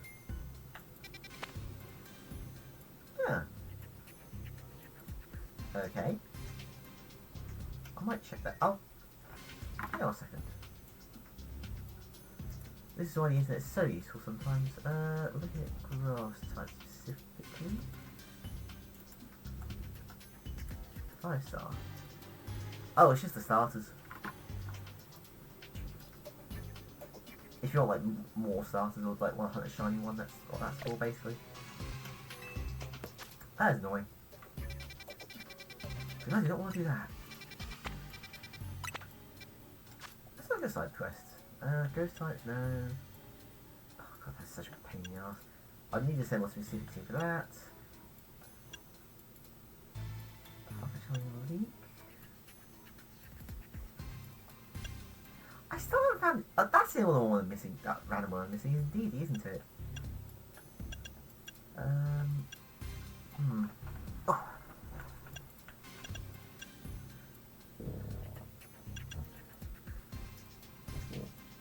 I'll just do these ones.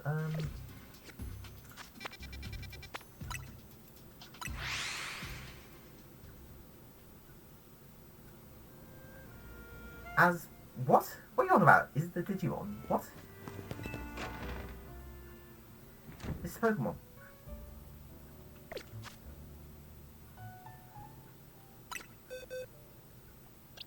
Where did I put Lucario? Oh, put it there, nice.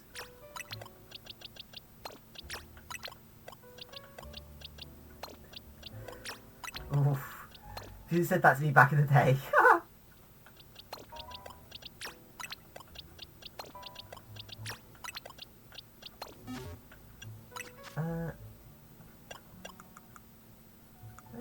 Omega Stone. Where are you? Lucario, there we go. No, give it to him. There we go. And then we're going to use one of you. Oh, but I need to use more of you.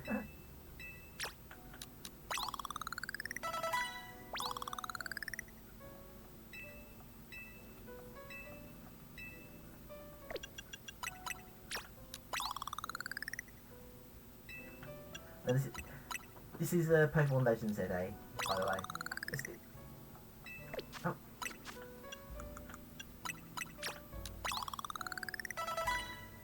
There we go, level 100. Lucario is fighting Steel type. It's going to be 1v1 against another Lucario, so we can actually tailor the moveset for the opponent.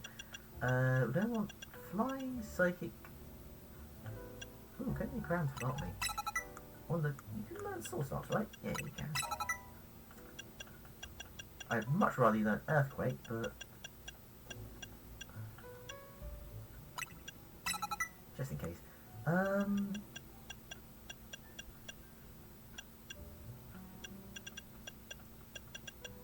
Aha!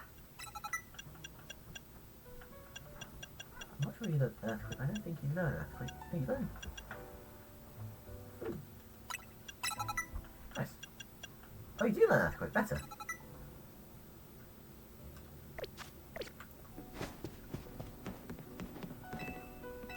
To the roof. If I'm going to fight Karina one-on-one, I might as well... I know it's going to be Lucario versus Lucario. I might as well just wreck her with a Lucario that's actually tailored to take her down.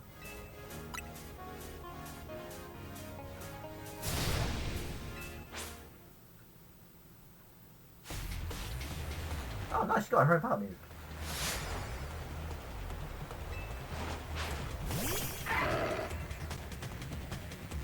It's funny because Lucario I'm using was actually given to me by Az, which originally was given to her, but to him by Karina. Oh, you're making me right off the bat.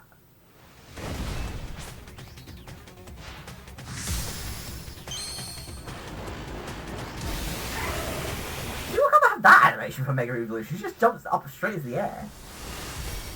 And of course she's using the new Mega Evolution, because of course. Awesome.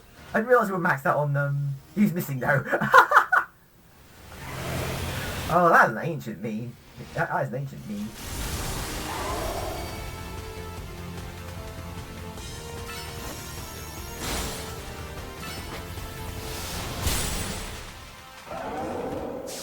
Okay, that did not work as well as I'd hoped.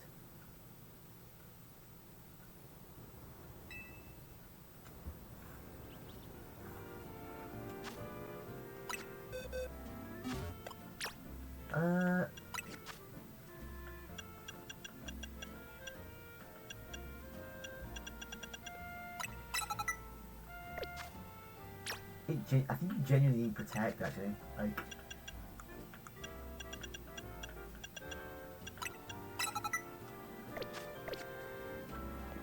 Let's try that again, shall we, chat?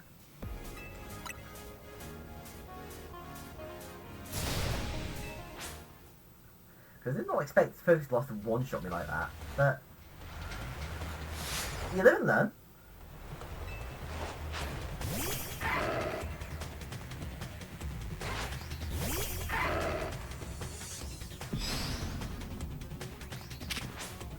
Me to do Mega Rolls.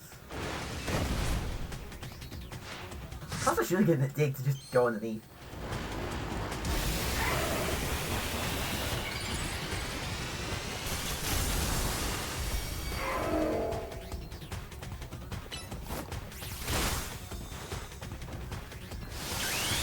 Use Pocket Sand. It's basically a plan using Earthquake.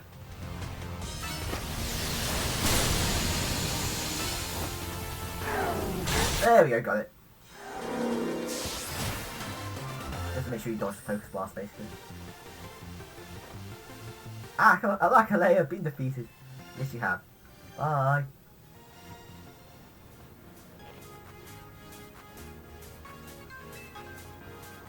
And yeah, that's how you get the Lucario Knight's Egg. It's kind of annoying that like they're just gonna add the other two Z Mega Evolutions just to like mischievous, but eh. Fist bump. Oh, they're gonna talk. Yeah, I'm guessing this is in reference to Pokemon X and Y.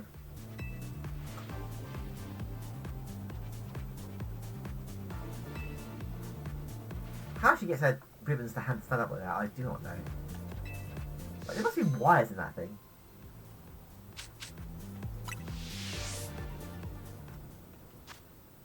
Alright, now I'm gonna put Lucario back in the box and never touch it ever again. Let's do you.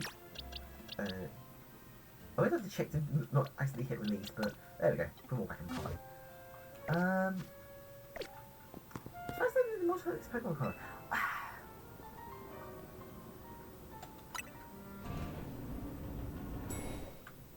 The problem is, how would you do it?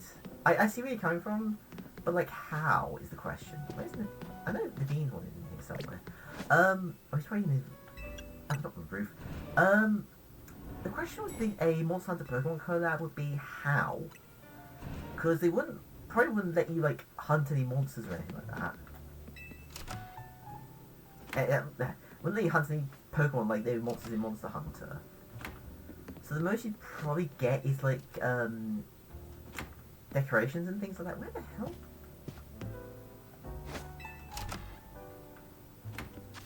One sec, chat. Mission list.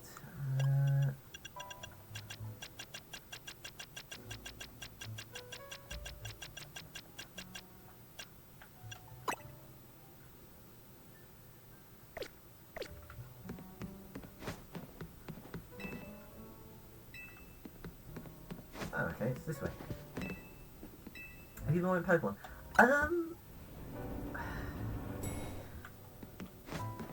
I guess then the question becomes, again, the question of how.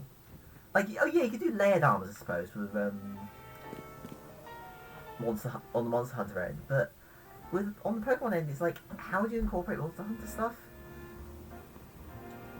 Because if you plot like I don't know, Rathalos into Pokemon, you know people are going to try and catch it. And get annoyed if they can't. Naveen, I'm going to stomp your ass flat in like 5 seconds. I might even just send in Crocodile just to prove a point.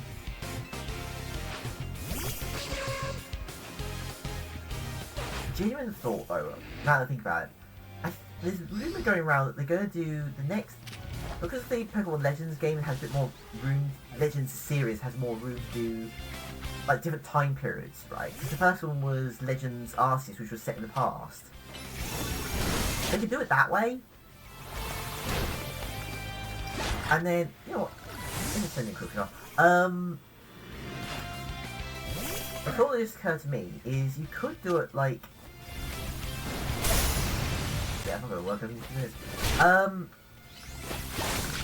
You could do it like as part of a Legends game set in a different time period. Because there's a rumour, hey, get! I'm the Crocodile user here, around here, not you. There we go, mine's better. There's a rumour that's been going around, the next Pokemon Legends game specifically is going to be Legends Galar, which is going to be set in a kind of medieval time period. That I can see fitting quite well with Monster Hunter, because there is a rumour that part of it is going to be that you, as the player, are going to be fighting Pokemon. So if you had like player on Pokemon combat, where you're like using like sword and shield or whatever, because of course it's medieval period, yeah, you could be running out of night kind of thing. At that point, I could see a Monster Hunter collab being a thing, because then they're a lot closer in kind of look and gameplay style and that kind of thing. Oh my god, you little kid! Get Dragonited. At that point, I think, yes, you could do a Monster Hunter collab, but I think in regular Pokemon games, you just couldn't. Especially because, if you're doing a Legends game set in the past, you could just be part of Forgotten History kind of thing. Why did you challenge you if you thought I was going to win? I don't know. Tough is a... doing a lot of lifting there. Yes, we are. The sassy 40-year-old talking again. All the monsters could just be really small. I think at that point, you can't do monsters under a bit of a disservice. Oh, you're strict to me, you seem reluctant to go home. May I ask why? As happy as being to see my sister, I really prefer not getting another earful from his grandma. Apparently his grandma doesn't let him want him to do clothes design, which is his passion. That's not selfish after how much you've been missing your mother. I mean, yeah, but she talks like a 40-year-old. Seeing your grandma would really be so awful. Perhaps it's really right not to see her. What? Yeah, she talks like a 40-year-old woman in a child's body. I still don't understand. You shouldn't waste precious time on things you hate doing. I mean, true. Spend that time bettering yourself instead. Your grandmother accepts you after that. Wonderful, but if not, you'd still be proud. Apparently, scruffy appeared. Please. Seriously, why does this child talk like a 40-year-old woman?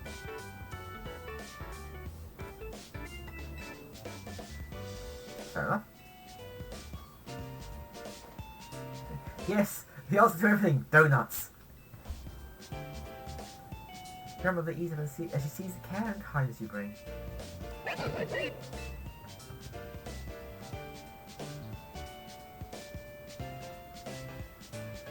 Fingers crossed. It would be nice not to feel so. Yeah, I was gonna say, if it's a grandmother, she's not gonna be alive much longer. Like, life expectancy is often measured in, like, decades, well, years at that point. Which is sad. I keep on chasing my dreams, so needle in hand, for my sister's sake and for all my friends. Oh, power of friendship.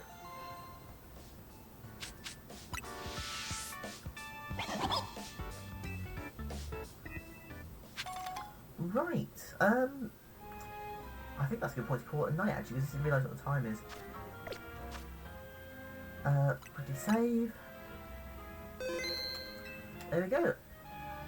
Thank you all very much for watching. So glad to see you all in chat and everything. If you enjoyed watching, give me a follow on Twitch. Join my Discord. As always, I'll post updates there, along with Twitter and Blue Sky. But before then, let's see who I can send out tonight.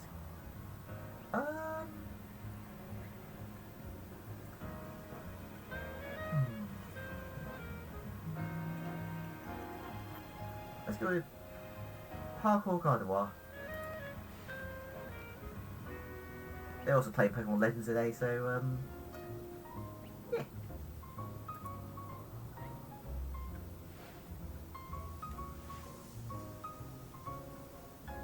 Once the raid button is ready, I will send you all across. 2, 1. And away we go. I got Chandelure. I do need Paramore though. Maybe I'll go to that one. Oh, this one has